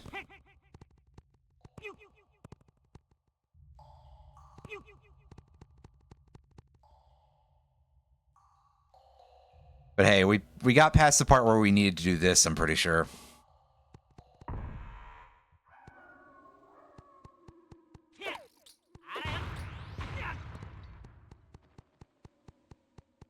Yeah, out here in the cold place.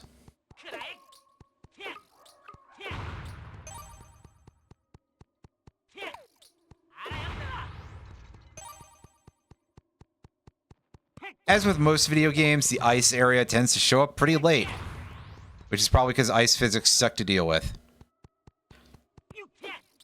It's alright, the next dungeon that we'll be dealing with will not be ice-based, I can tell you that from memory, you know. One of the, like, I remember very little about anything, but for some reason I can remember what the main levels are here. In a game that I last played in a year probably where the third digit was a 1.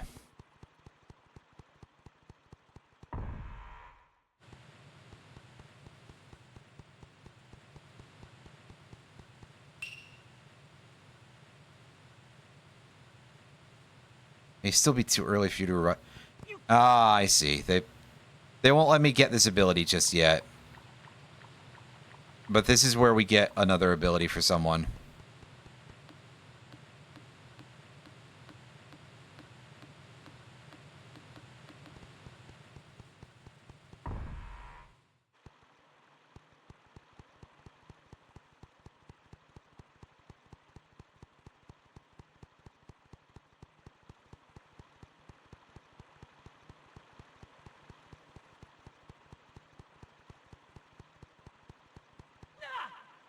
Ow.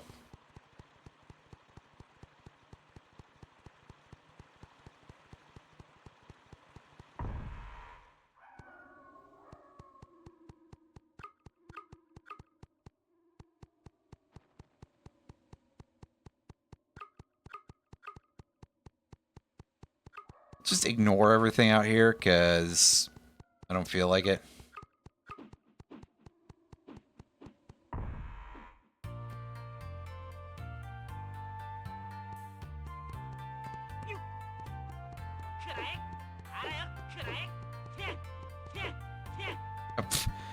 I'm already so, like, thrown off a little bit from fighting enemies.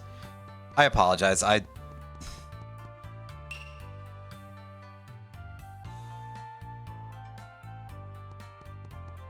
that's a little intense, but hey. Anyway. I don't actually know what the difference between any of these. Can you tell me anything about these?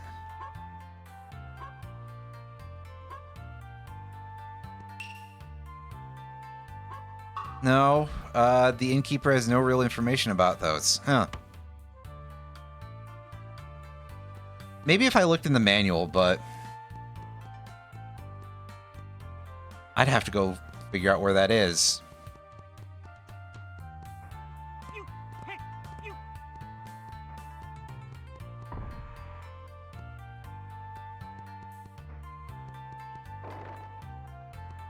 It's got to be out there somewhere on the internet for me to look at. Most manuals for games are nowadays.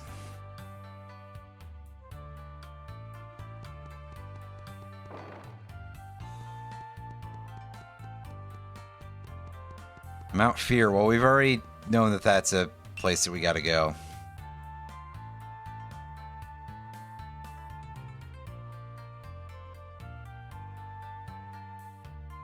We use a ladder, huh? Do we have to go find a ladder somewhere to bring over here?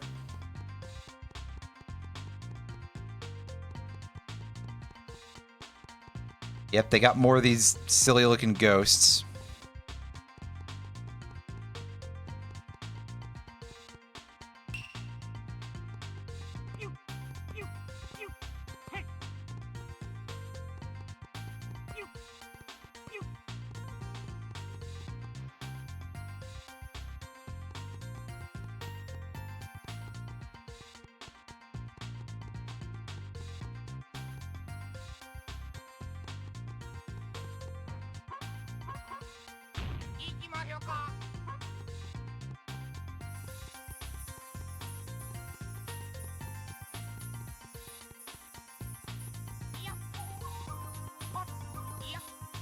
Well, an invisible ladder wouldn't be the stupidest thing I've ever seen. Let's see if anything happens. The answer is no. Yeah,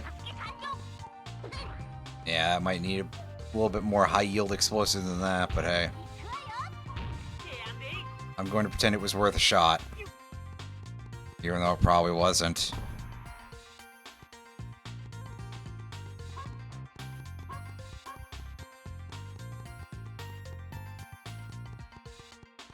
Have a bit more of a look around.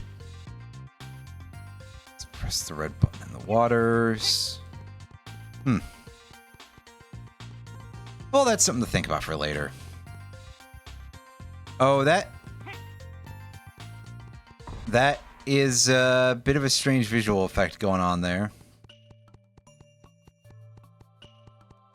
Yeah, this is a place that's marked for an exit, but not yet.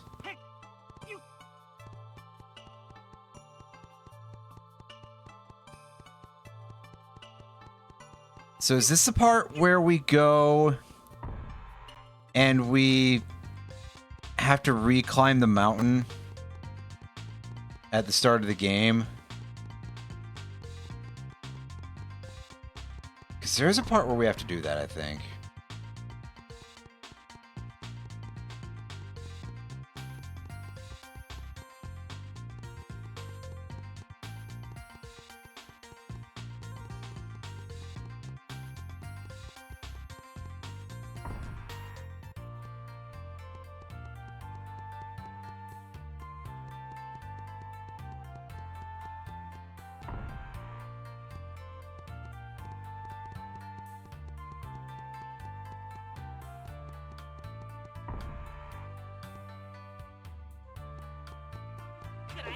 Nope, wrong button.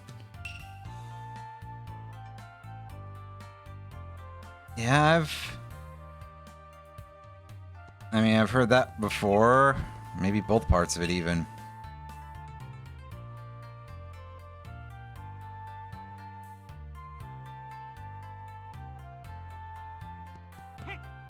That's not very confusing.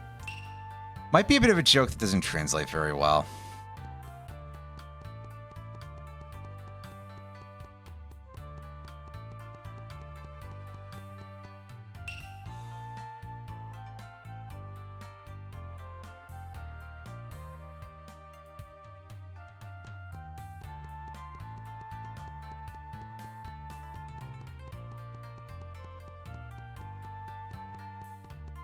Anyway, I'm going to explore the town.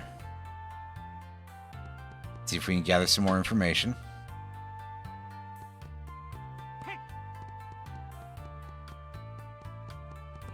A lot of folks talking about various festivals.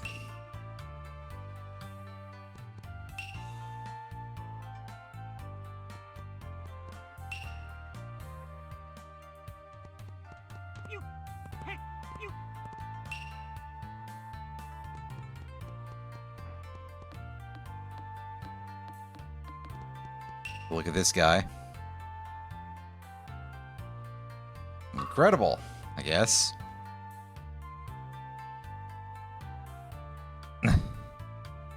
Wow, that's a terrible idea. Don't do that. Hey, they're keeping him prisoner for hitting a dog. Speaking of, hey, dog. Eh, everybody knows the dogs have all the good information. I've played Earthbound before.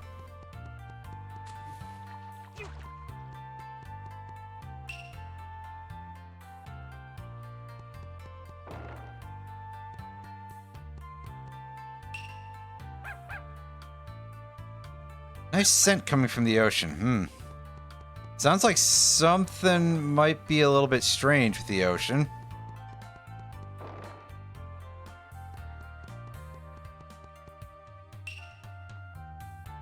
Food is disappearing recently, huh? And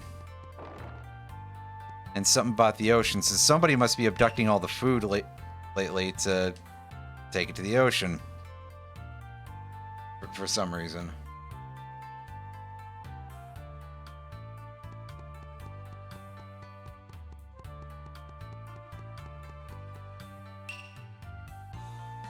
Oh, I already talked to you.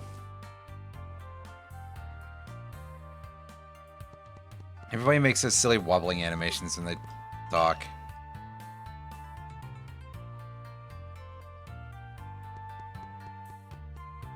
I mean, it wouldn't be the most ridiculous thing I've heard out of this game, that's for sure.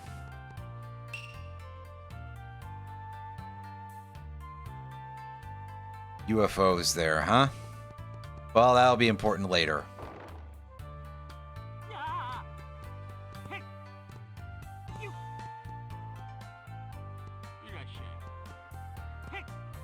Shopkeeper isn't the guy I'm looking for.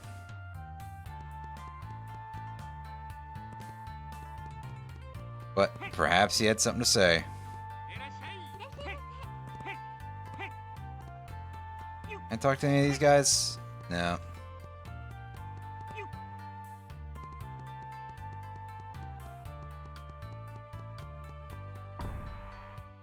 I guess I could just talk to Plasma Man again if I need to, but eh.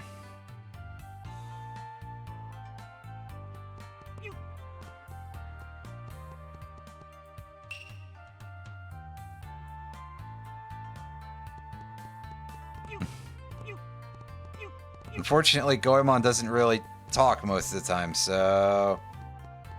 yeah.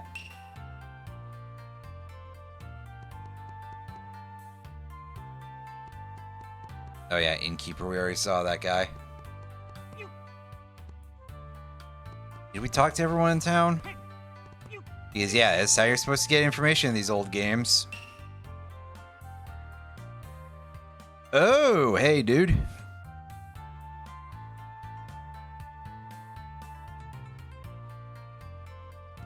Ah, okay. So he will have a tool that will help us deal with that. So, it's time for some fast travel that takes a moment.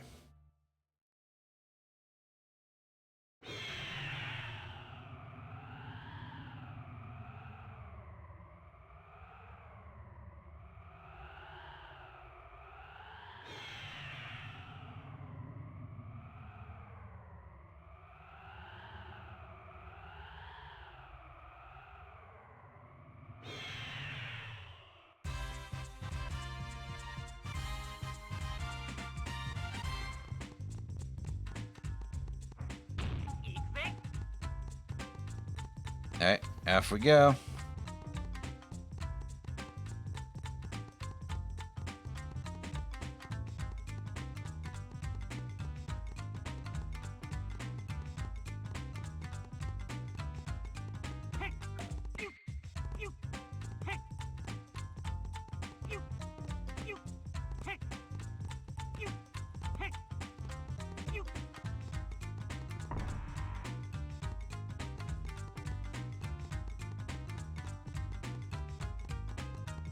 So we just got to reclimb the mountain here, which is a pretty simple task, and honestly, even if it weren't, we have so much health now that it's not like there's any danger here of dying unless we really fuck around. Hey. I let him take one hit, but after that...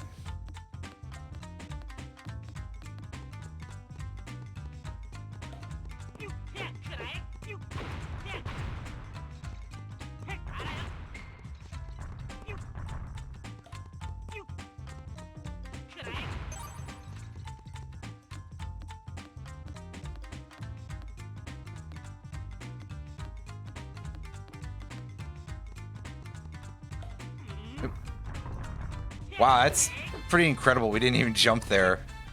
We just sort of walked across the gap because we grabbed.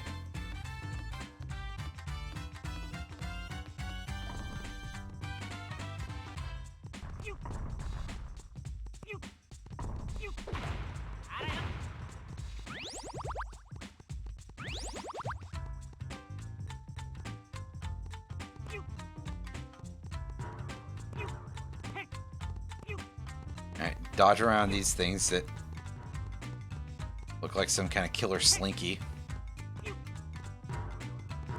I'm sure it's some sort of like extremely Japanese object that I don't recognize. In fact, on some level it makes me think that it might be some sort of drum. But just the coil part of it, you know.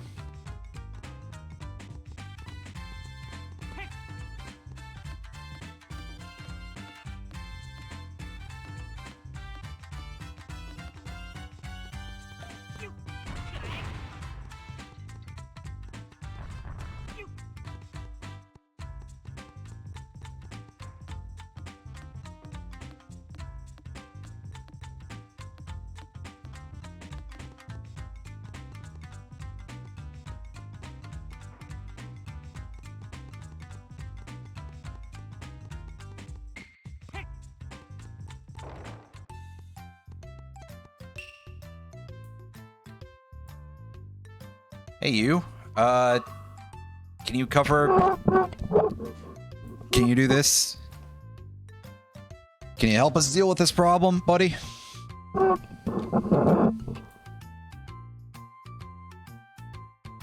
Oh, yeah, that's about how I feel just waking up in the morning.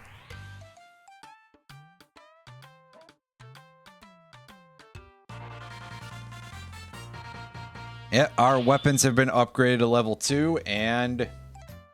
Ooh.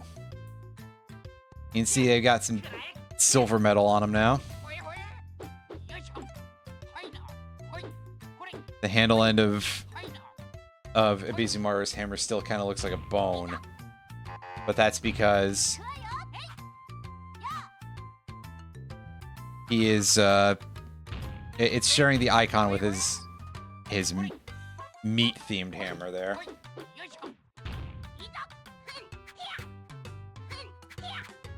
Does look like Sasuke got a little bit more attack range there, which is nice.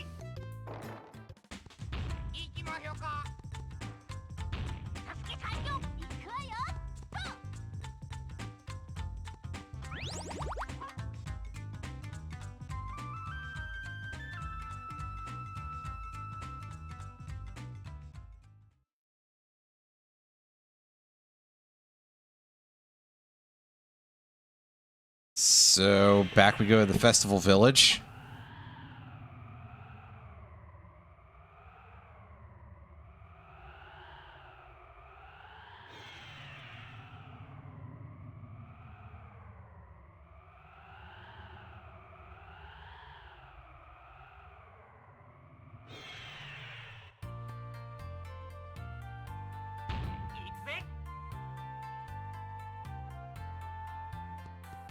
And up north we go.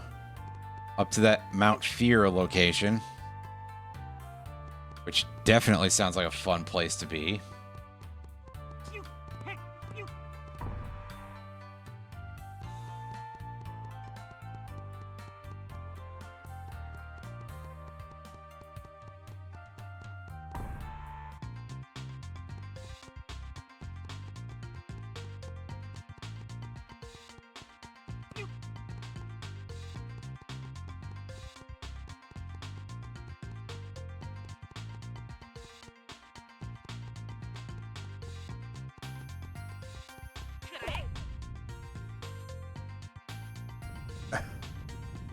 It moves over to a whole cutscene. Oh. Well, that'll be why, because that was quite ridiculous.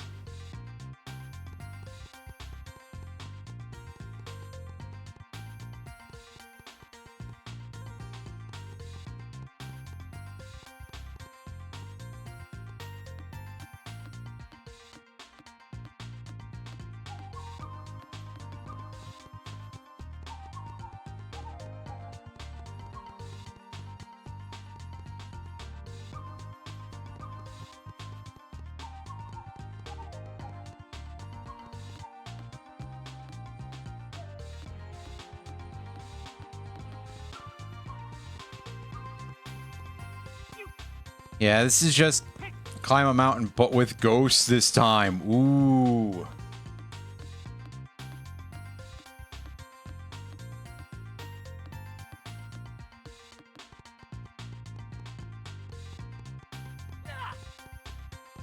Okay, rude, but fair enough. I think by that point, it's just that I'd gotten hit so few times after I really felt like I should have. That was just like, oh yeah, that's a load of crap, but it's actually completely normal. Hey, you.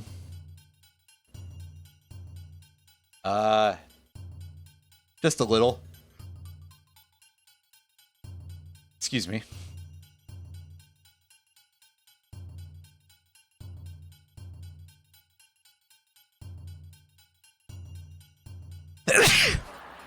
Oh, excuse me.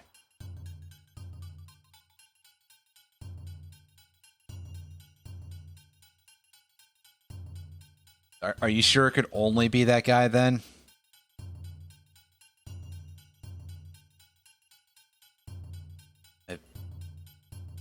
Yeah. 300 Rio. That's all the sacrifice we need is a small handful of gold coins. I mean, I'm surprised we don't have an option for fuck that, even if we do have enough money. Thank you.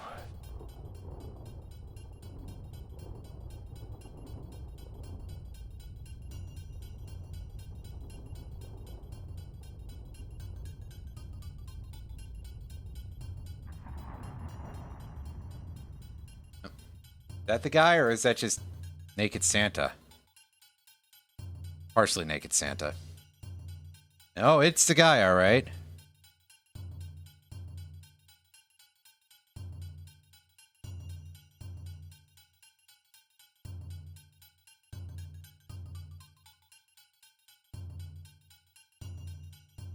Floating in outer space.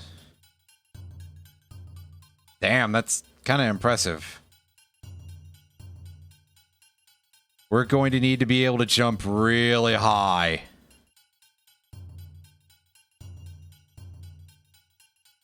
Retrieve miracle items from those 4 guys. Alter the stone circle in Ugo. Yeah, we know about that place.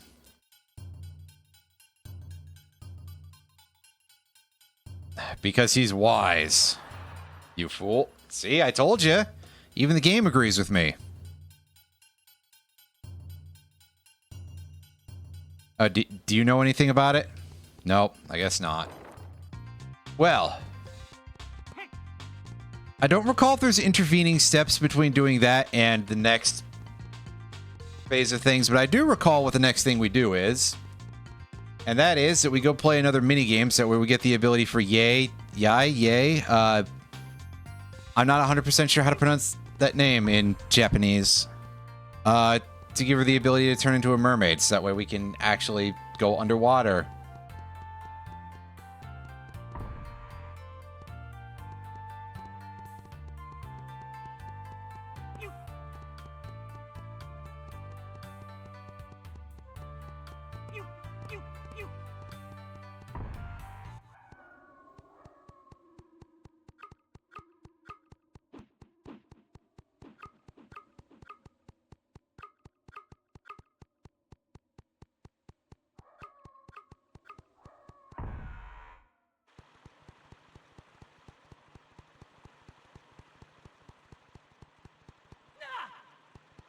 Rude. I suppose it's not that unusual. Let's just keep going. So just continue ignoring these goons.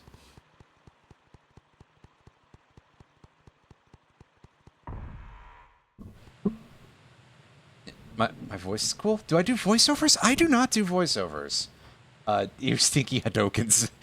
Fantastic name. Thank you. But, yes, I do not do voiceovers. Well, I should put an asterisk on that. I do have a YouTube channel where I do, like, video essay stuff.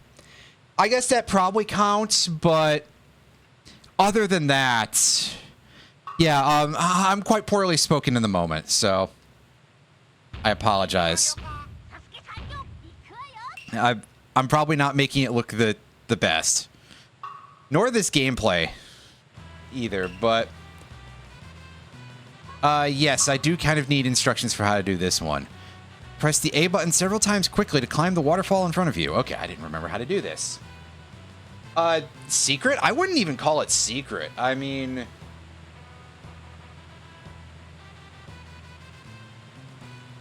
yeah, hell with it. I'll just link the YouTube stuff, because usually I just have one channel to plug a link to all of my stuff, but it's a single link on another web page.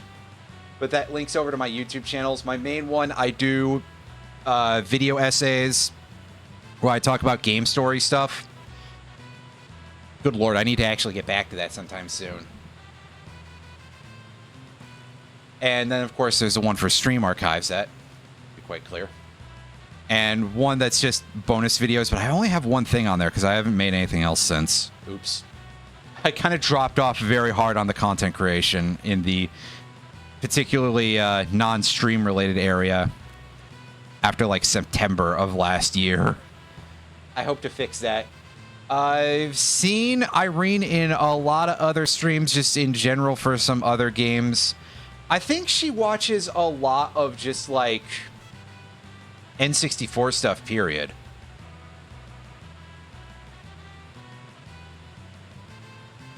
I've also seen her streaming. I've seen her watch. I think I've seen her streaming too, but other than that, I have seen her in the audience of Jay Coper, who does a lot of... Honestly, Jay Coper mostly does speedruns of Link to the Past, last time I checked. But he's done a couple of OOT randomizers and stuff too, so... Yeah, she's been around, of course. Anyway. So... Yeah, we gotta watch out for stuff that falls on us. Use the control stick to dodge side to side. I guess this is about what you would expect, right? Press the A button, dodge the falling obstacles. Oop. Well, thankfully, at least it's not an instant kill. They have still got the spines on their head, though.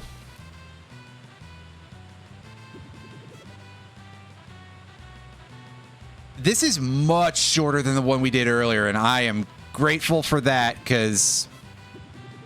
Well... I was about to say this is easy, but we are kind of getting some really mean spawns here at the very top, where... I guess this is the sort of thing you should come to expect, but we're definitely just getting, like, reverse spawn camped a little bit. Beautifully done. Well, we did do it in one shot, so...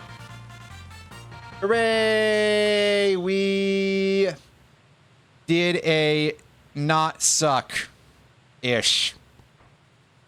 Although really most of the time we struggled was just being at the very top and getting those Oyakatas spawning right on top of us. Anyway, to make a note, this is the only Goemon game that I have ever played. And the last time I played it was many years ago.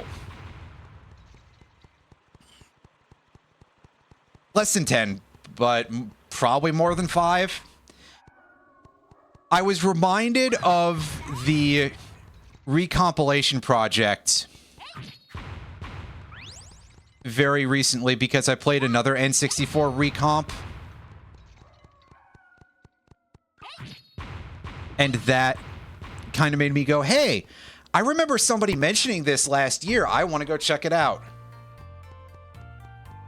Because I've always had a bit of a soft spot for this game. It's not without jank in a few places here and there, but by and large, I like this game quite a bit.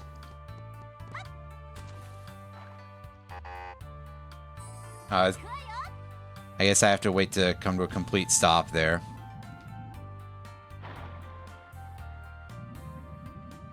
These swimming controls are not necessarily the simplest anybody's ever given anybody, but I've played worse. It's the N64 era. Swimming controls are a little bit funky. Could be worse. It could be flight controls. And this guy has got some golden armor over here. I don't know that I would trust gold armor much further than I could throw it. And I probably couldn't throw it very far because it would be quite heavy.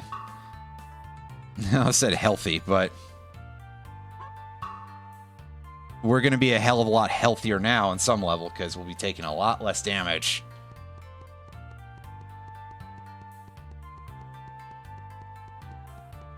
Oh god, DK64. I still have a certain nostalgic affection for DK64, but oh, what a mess of a game just in general.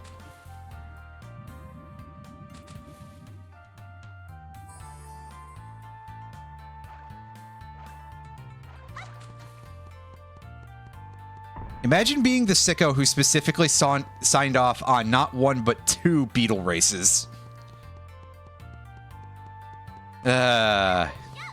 One of these days, that's probably going to end up on my list of games to play on this channel. Especially depending on what kind of... Again, I probably should make it like an official thing at some point that it's like, okay, I hit a certain level of support, then I will do some kind of torture games a little bit, but...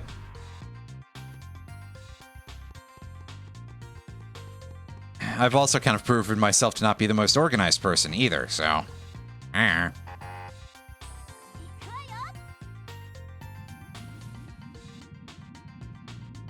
Oh, yeah.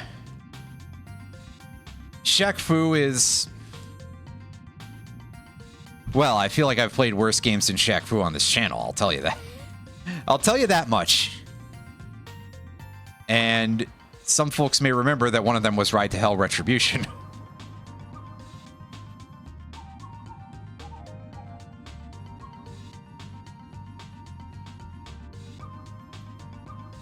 Yeah, Star Ocean 5, that was...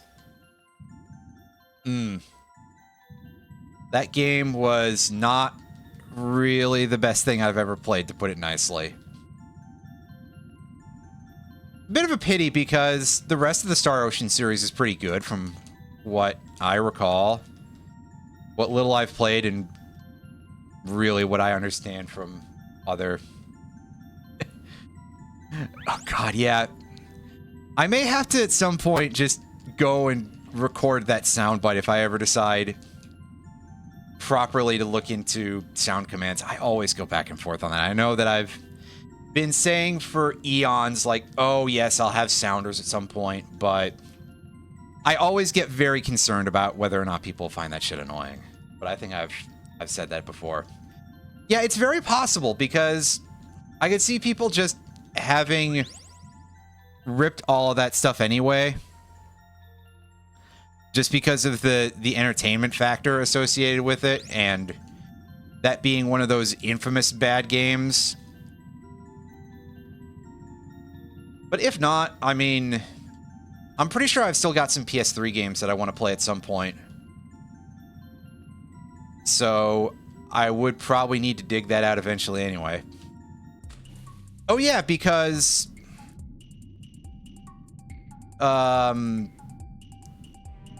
Ratchet and Clank Crack in Time is in that list too, so... Oh. Excuse me. We cannot just go back in there like it's the propellers in Rusty Bucket Bay.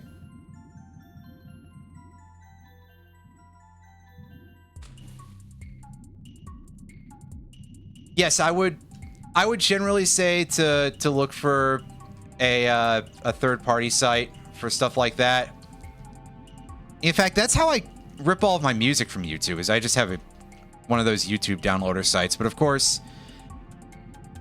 if that's something that you need to do a lot of over a wide period of time, you do end up having to look for different sites over and over again, because they tend to keep getting bonked in various ways. Which, again, slight pain in the ass for me as a person who makes game-related video essays and likes to use background music from the games I'm talking about in those.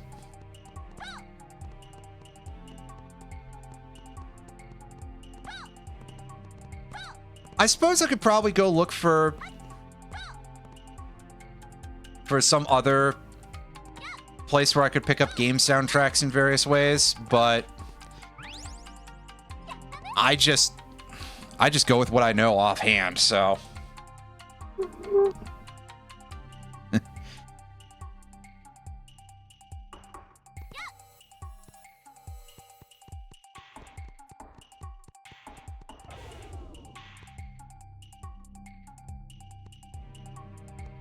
That would certainly be a very helpful thing for at least some stuff.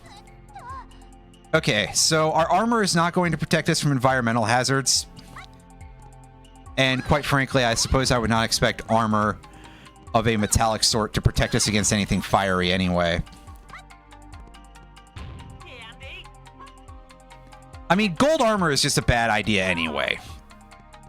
Everybody's already explained that before in the past, but definitely it'd be a bit of a heat conductor, too, in a case like this. So I do kind of understand not making that a thing that protects us from floor hazards. These are some significantly nastier little doll enemies, and we have taken a good chunk of hits off our gold armor already. Well, hopefully things will be okay.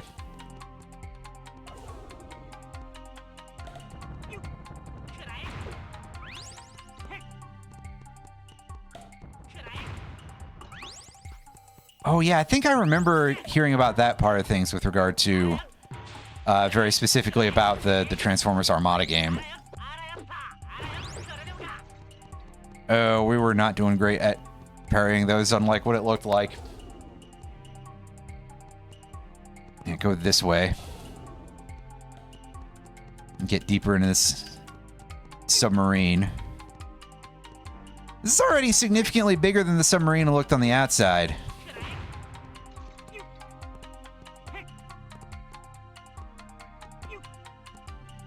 We're in quite possibly the strangest TARDIS that has ever existed.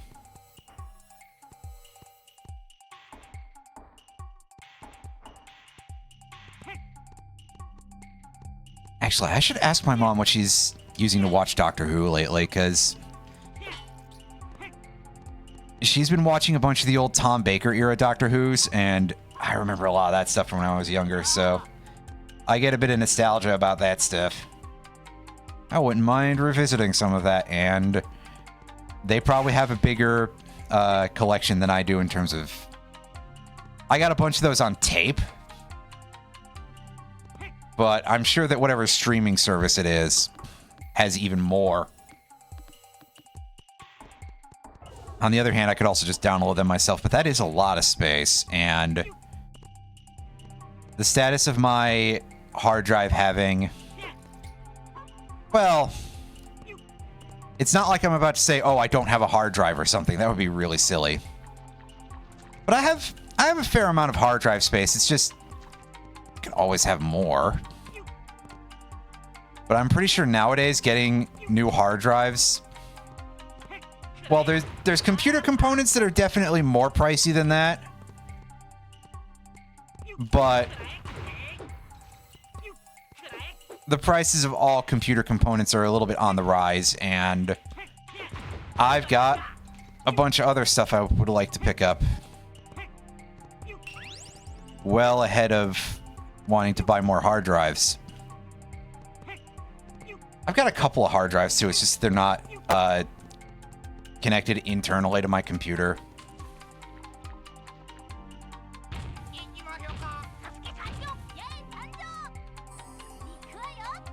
They are also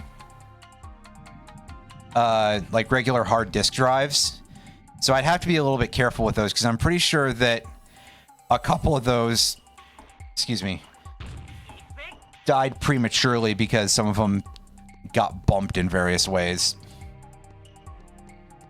as they can be a little bit shock sensitive, as I'm pretty sure everybody knows at this point.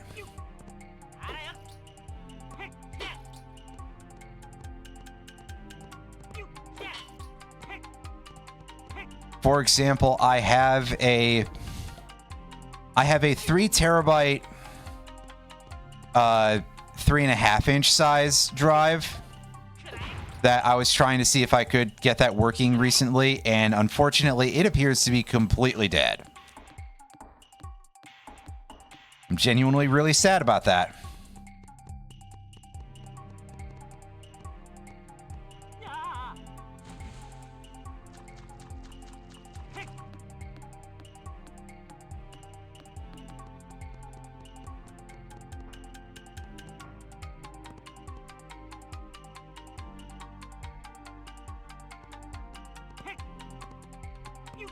It's okay. It happens. The main technology-related purchase that I've made recently, unfortunately, it hasn't been shipped out yet, which also makes me sad. I ordered I'm pretty sure it's from the 90s, but I ordered one of those 5-disc carousel style CD players.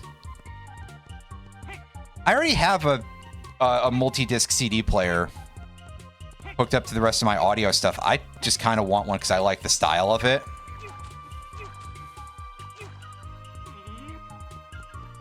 So, yeah, it cost me about $40 after shipping. I ordered that, I was about to say on Tuesday, but no. Today is Wednesday, not Thursday.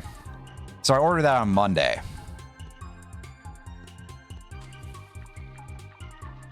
Unfortunately, I don't think they've actually shipped that out yet, but I've seen on eBay that they've created a shipping label number at least, so they're not completely trying to rip me off, probably.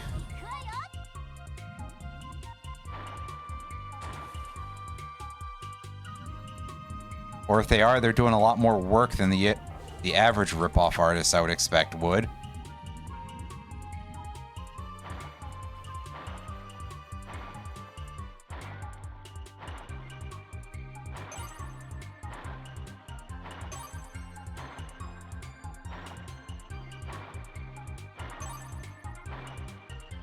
Okay, I can see the map here, so I can actually tell that I'm going somewhere unique. What's this place called?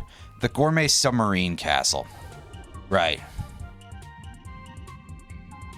Okay, I need a key to get in there. Is that the key that I'm looking for right there? It appears to be so.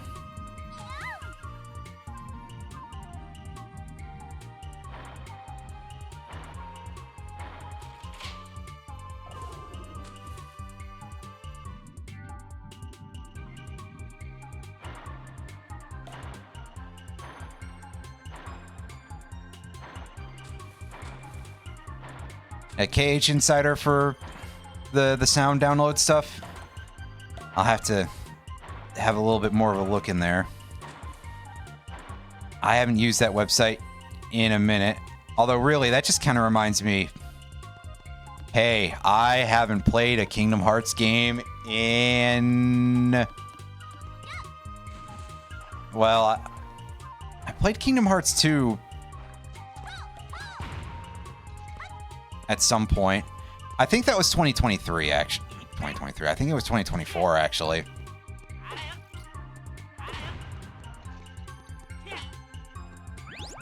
Means at some point I probably need to play a couple more, because that is a very long series with a lot of games in it. And I am more than likely, if I ever get around to it, going to play Chain of Memories on the GBA as opposed to using any of the compilations. On the other hand, I cannot see myself sincerely going out of my way otherwise to play Kingdom Hearts Chain of Memories on Steam or anything like that. So ultimately, in theory, it might be better to do that just by virtue of, like, getting all the achievements or something. To what extent I actually care about that, though, that's something I'll have to decide by the time I actually get around to it, which is not going to be soon, probably.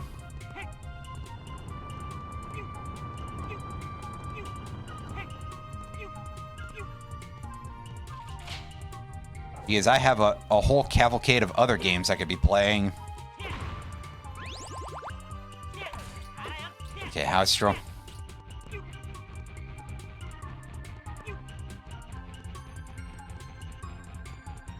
Time out.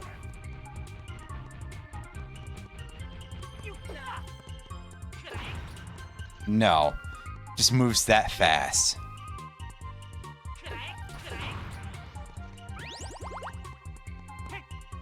And the crab-like monster takes 3 hits. Duly noted. At least it does appear to be a whole live crab in a bowl, so... I'm going to assume that my description is correct. Okay, yeah, there's 2 silver key doors here, right? Yep, and we got a gold key, which... Oh, how I wish this map told me more information. Unfortunately, that is not the case for us.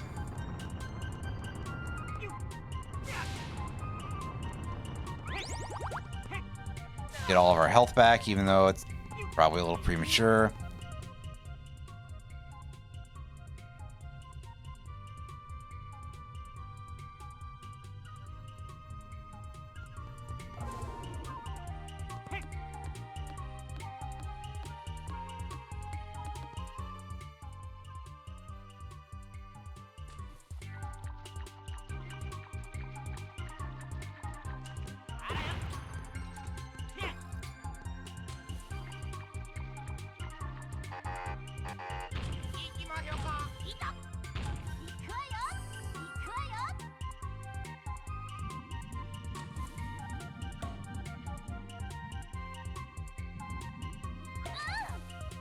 Hey.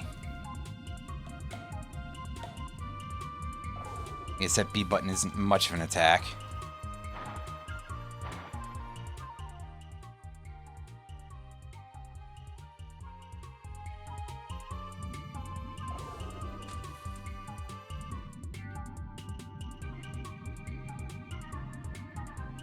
Oh, we can't even surface in this room.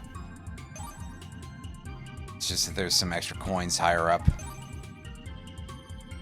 Which aren't really bad, but it's not what I was looking for.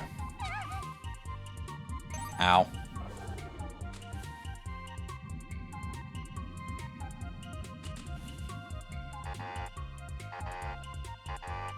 Are we not high enough up in the water? That's got to be the case, right? We just weren't high enough up there. How odd. Well, it's not like that's the first weird thing to happen to us in this game, so I don't know.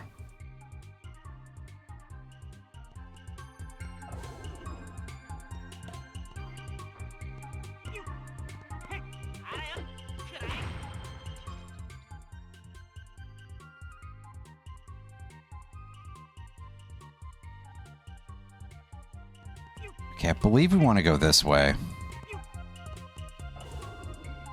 This looks like it has more options for us anyway.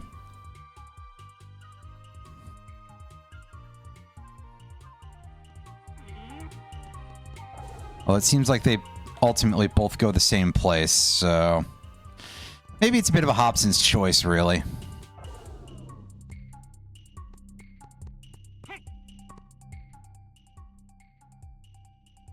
Elevator takes us all the way downstairs, right?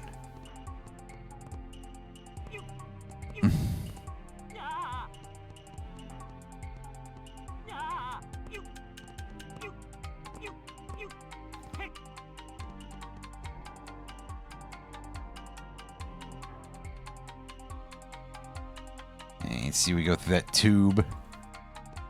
And here we are back at the starting location.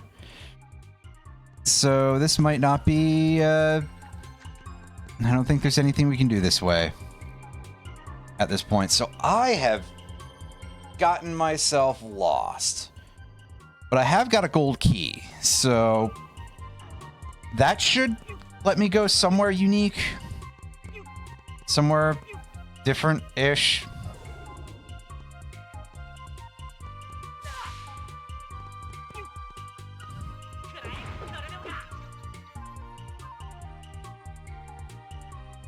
And surely there's not much to see higher up here, right? Yeah, there very rarely is. And don't call me Shirley. Etc. We all know the gags.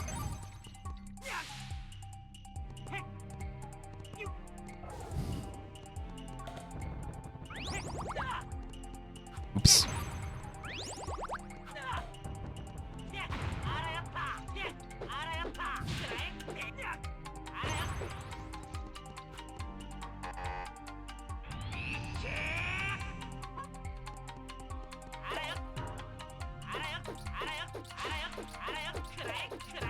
Now, I guess you're not taking double damage from that. Oh, you're probably taking increased damage, just that our weapon does actually do more damage now.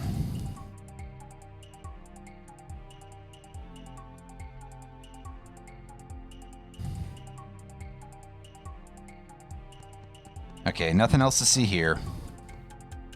Move along, people.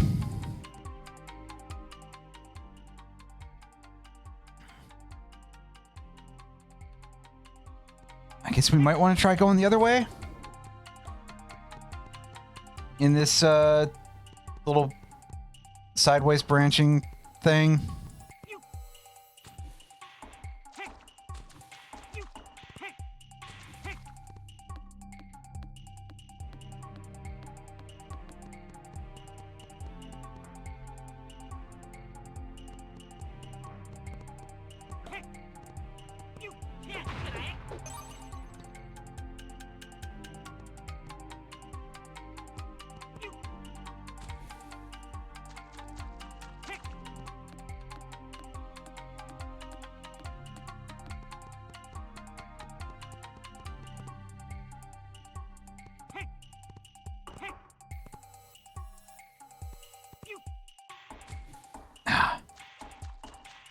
I keep coming up just a little bit short on that jump.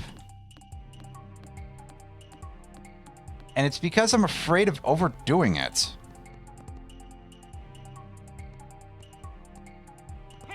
Also, my depth perception kind of not being great. I feel this era of gaming is not necessarily good for that sort of thing anyway, but I also kind of don't have great depth perception to begin with. I can't see how far away anything is.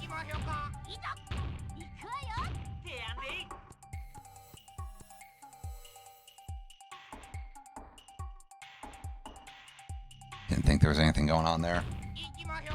Just had to be sure. Excuse me.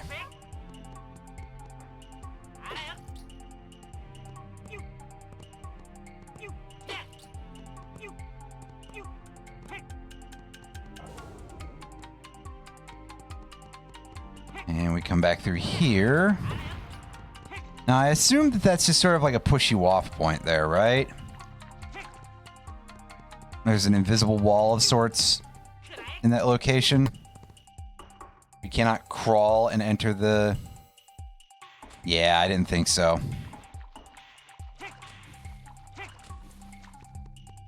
Fuck, I'm so lost. And how much help do I truly need with that, right? I can get lost all on my own.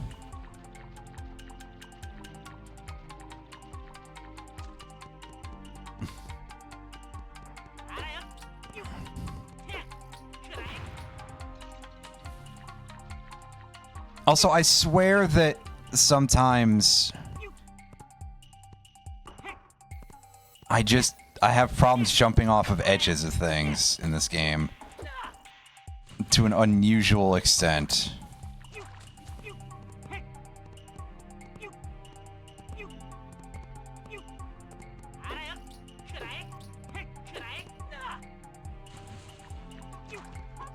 And aiming just a little bit off, but that's sort of N64 controls in general. You gotta pretend everything is a thin platform, and then you'll get in the mindset on some level.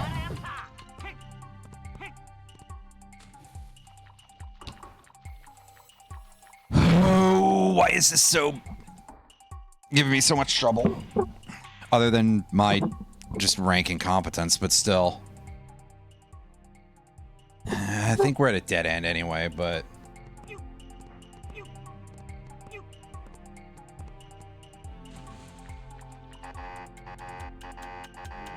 Oh. I was pressing the wrong button.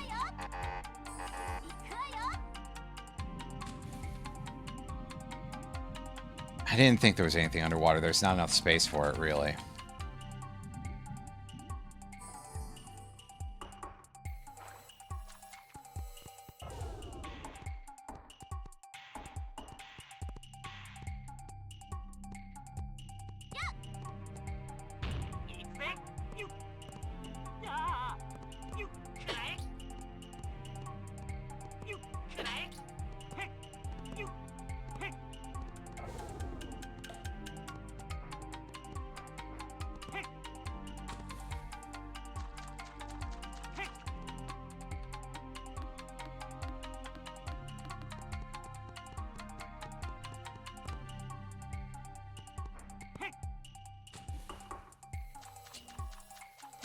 a little late there.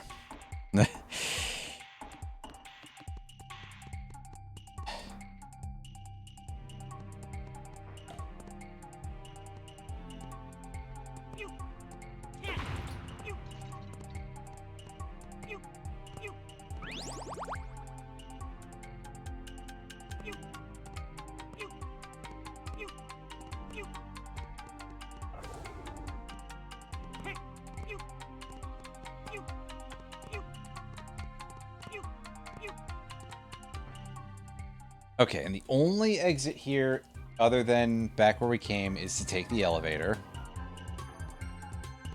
So, in this case, what am I missing? Because we end up in the soup room.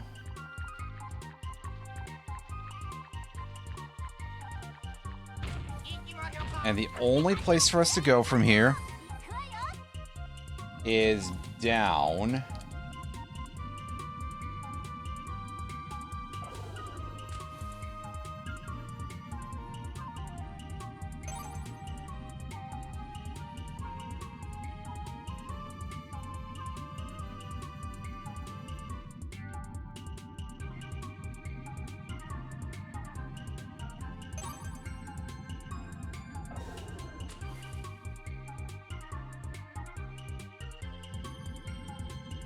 Go in here. Go through here. I guess we can explore underwater some more. See if I missed anything. But there's not many places to explore underwater, so I can't really have missed very much.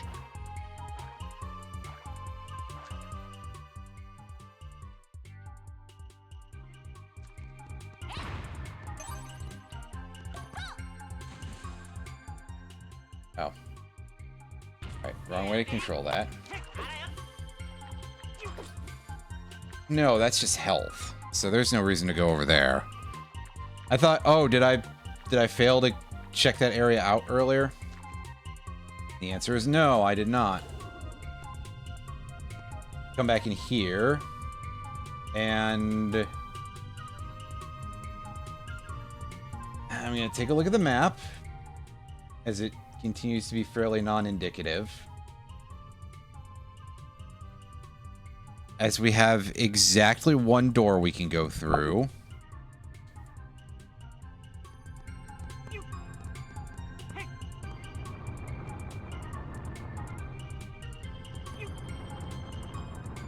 I'm going to check the whole area anyway. I'll pick that up, even though we truly do not need that. We certainly don't need that much healing. That's where the silver key was, and we had to use that to get out of here.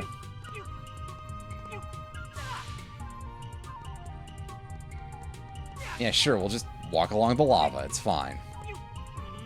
Totally healthy. Definitely a safe thing to do. Oh, that is a gold key door. The problem is that I'm blind, I guess. I thought it was a silver door. Well, that's my fault. I'm sorry, everybody. And that was there specifically to get us the Yay Bazooka.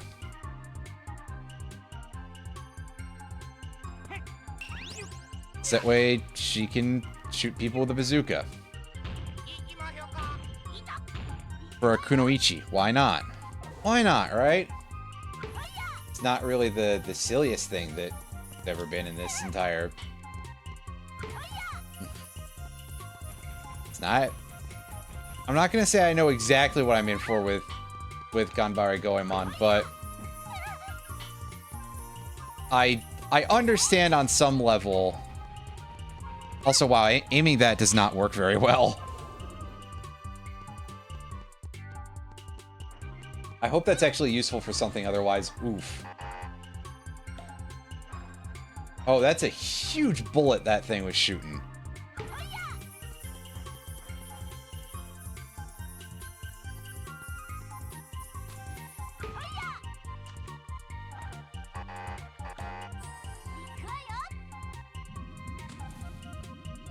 Go this way. And here we are in another room that is very, very red from being full of probably soup. Well, I hope it's not blood anyway. That doesn't come out of your things as easily, I think. En route using the wind-up camera. Well, once again, thank you for informing me that I should do that. That does make my life quite a bit easier.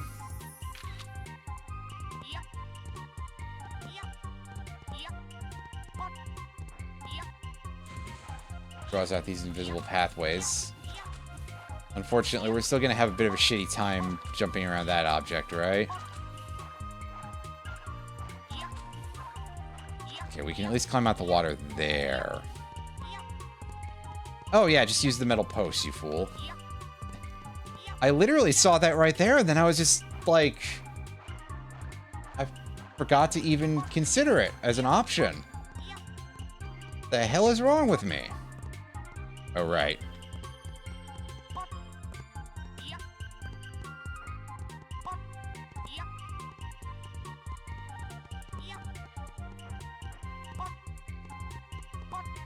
Pick this up. Get ourselves a nice, big, full heal.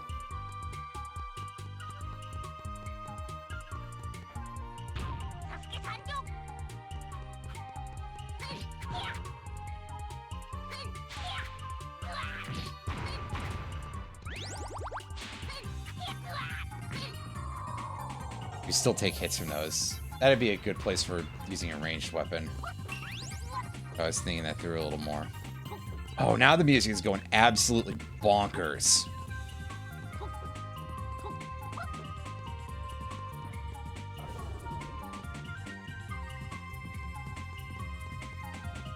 That requires a diamond key. Yeah, I figured we had to be that far into proceedings at this point.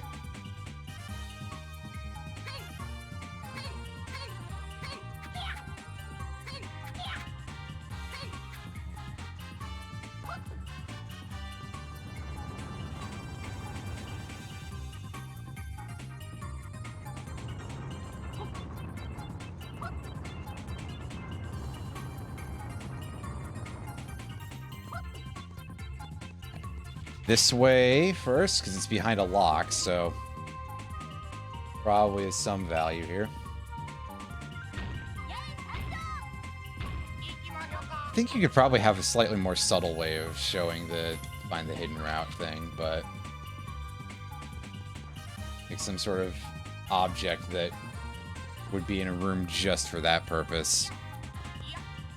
Some sort of tell, I don't know. We found ourselves the diamond key. All right.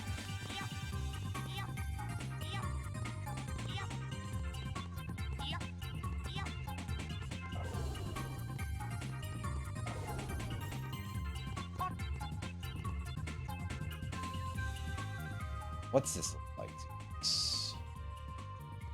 Well, that way is surely out to the other direction that we came from earlier. Pick this up. Go this way.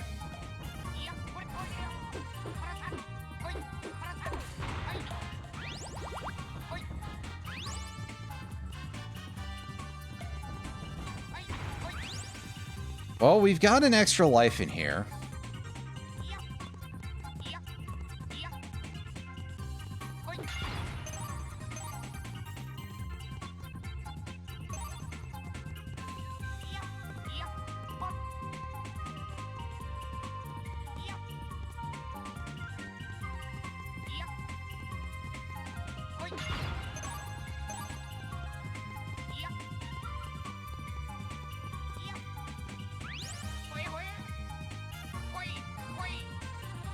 Yay, we got another extra life. It's really not a lot of those in this game, huh? Like, to an almost humorous extent, there's very few.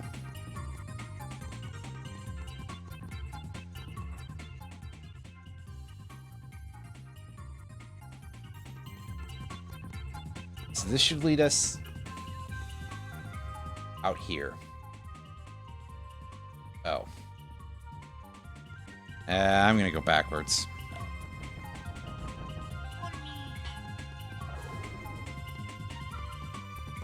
Is there anything special to do in here?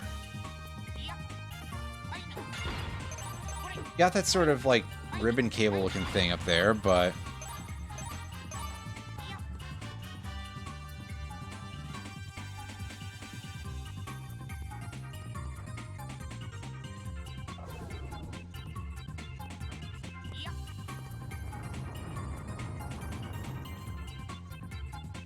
excuse me.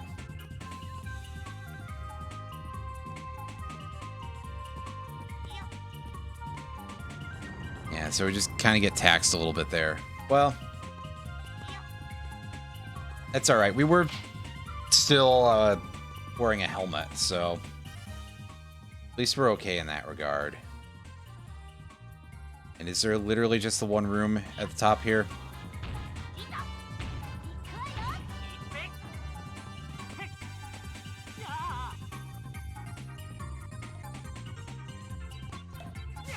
Oh.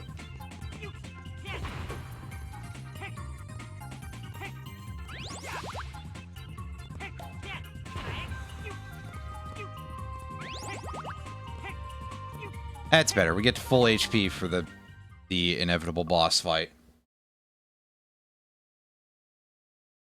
Right here in the control room of the submarine.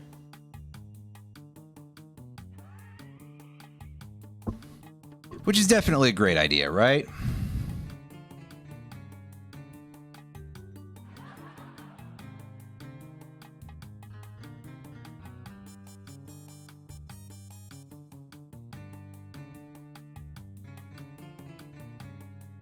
I don't think this goofus knows what that is. Well, maybe. Oh. Oh, well, that's easy enough to get, I guess. But not so fast. You enjoy those flickering images?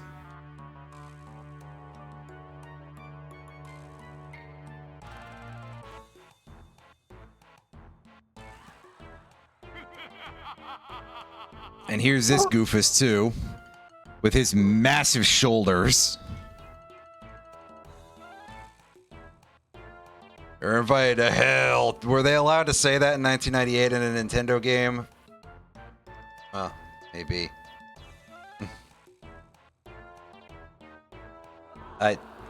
Boo!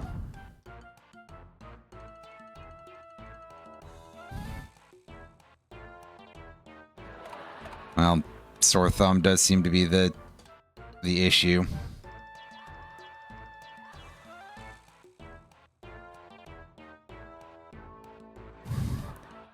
That's right, he's gonna shoot us.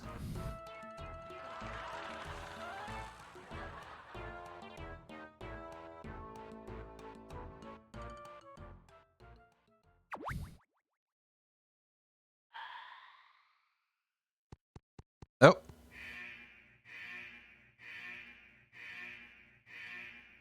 30 seconds.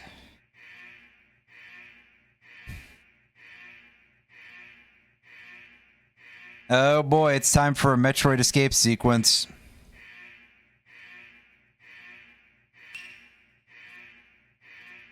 There's a save point. Well,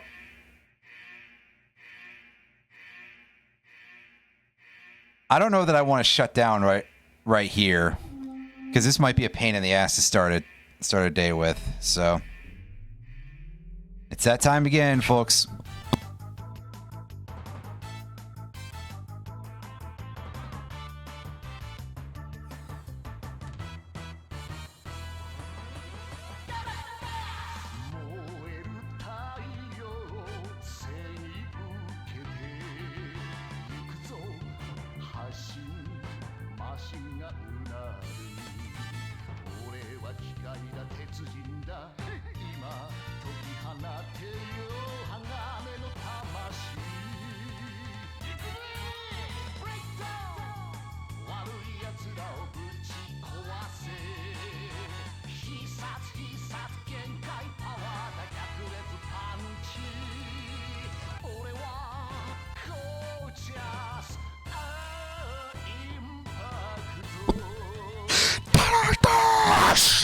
I'm afraid of, like, screaming my head off. I absolutely would go fucking apeshit if I had a good chance to...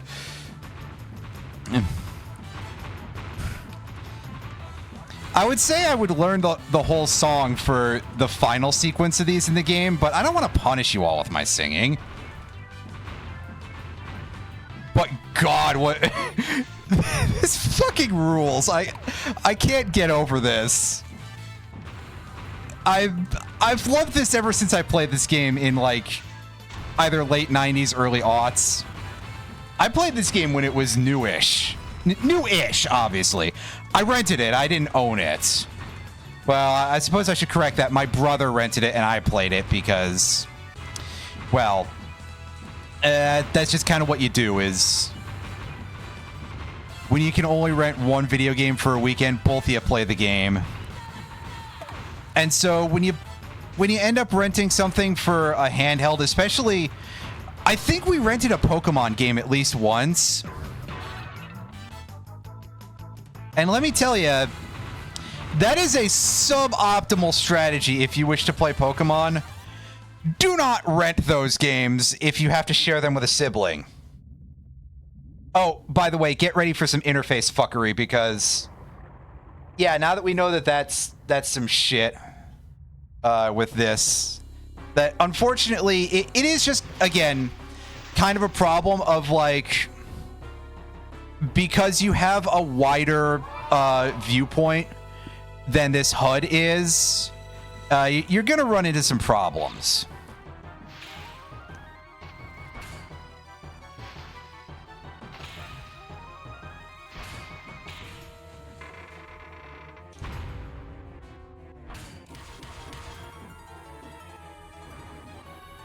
I was going to say, do my C buttons do anything? Maybe with, like, certain other button combinations, but... not alone, that's for sure.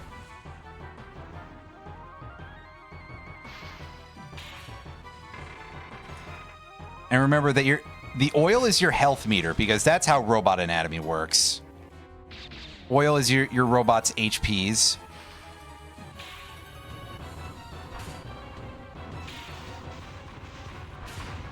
Oh. Oh, jeez.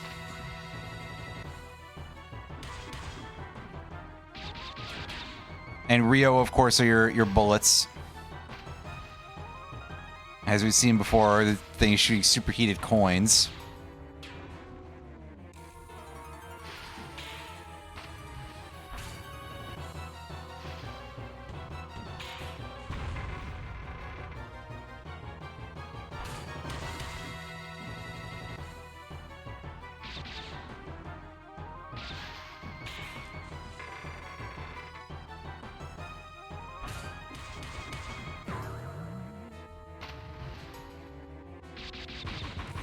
I wish I knew, like, real strategies for how to fight anything with this.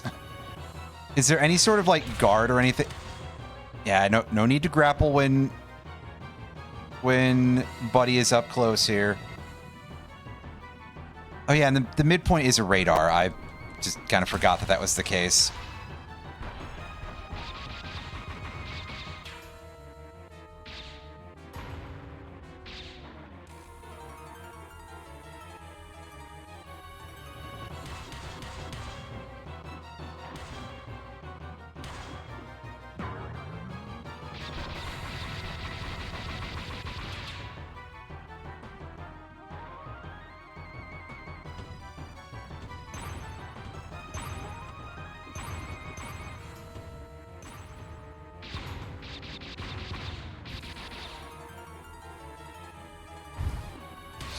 Oh, you're trying to give me the old trick there, but I'm not having it.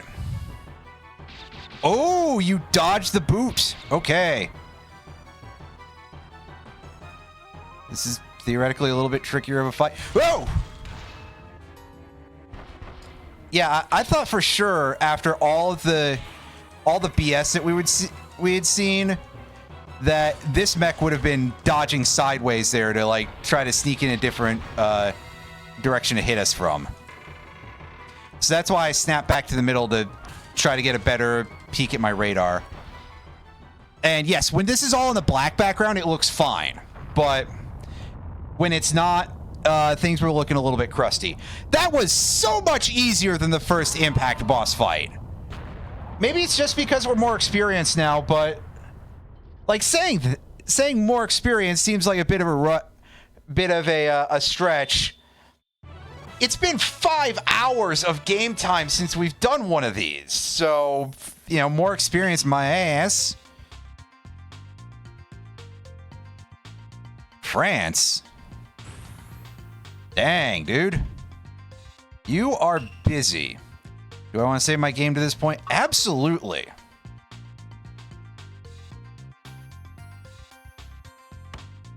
Well, I'm glad that didn't suck, because it had every possibility of it.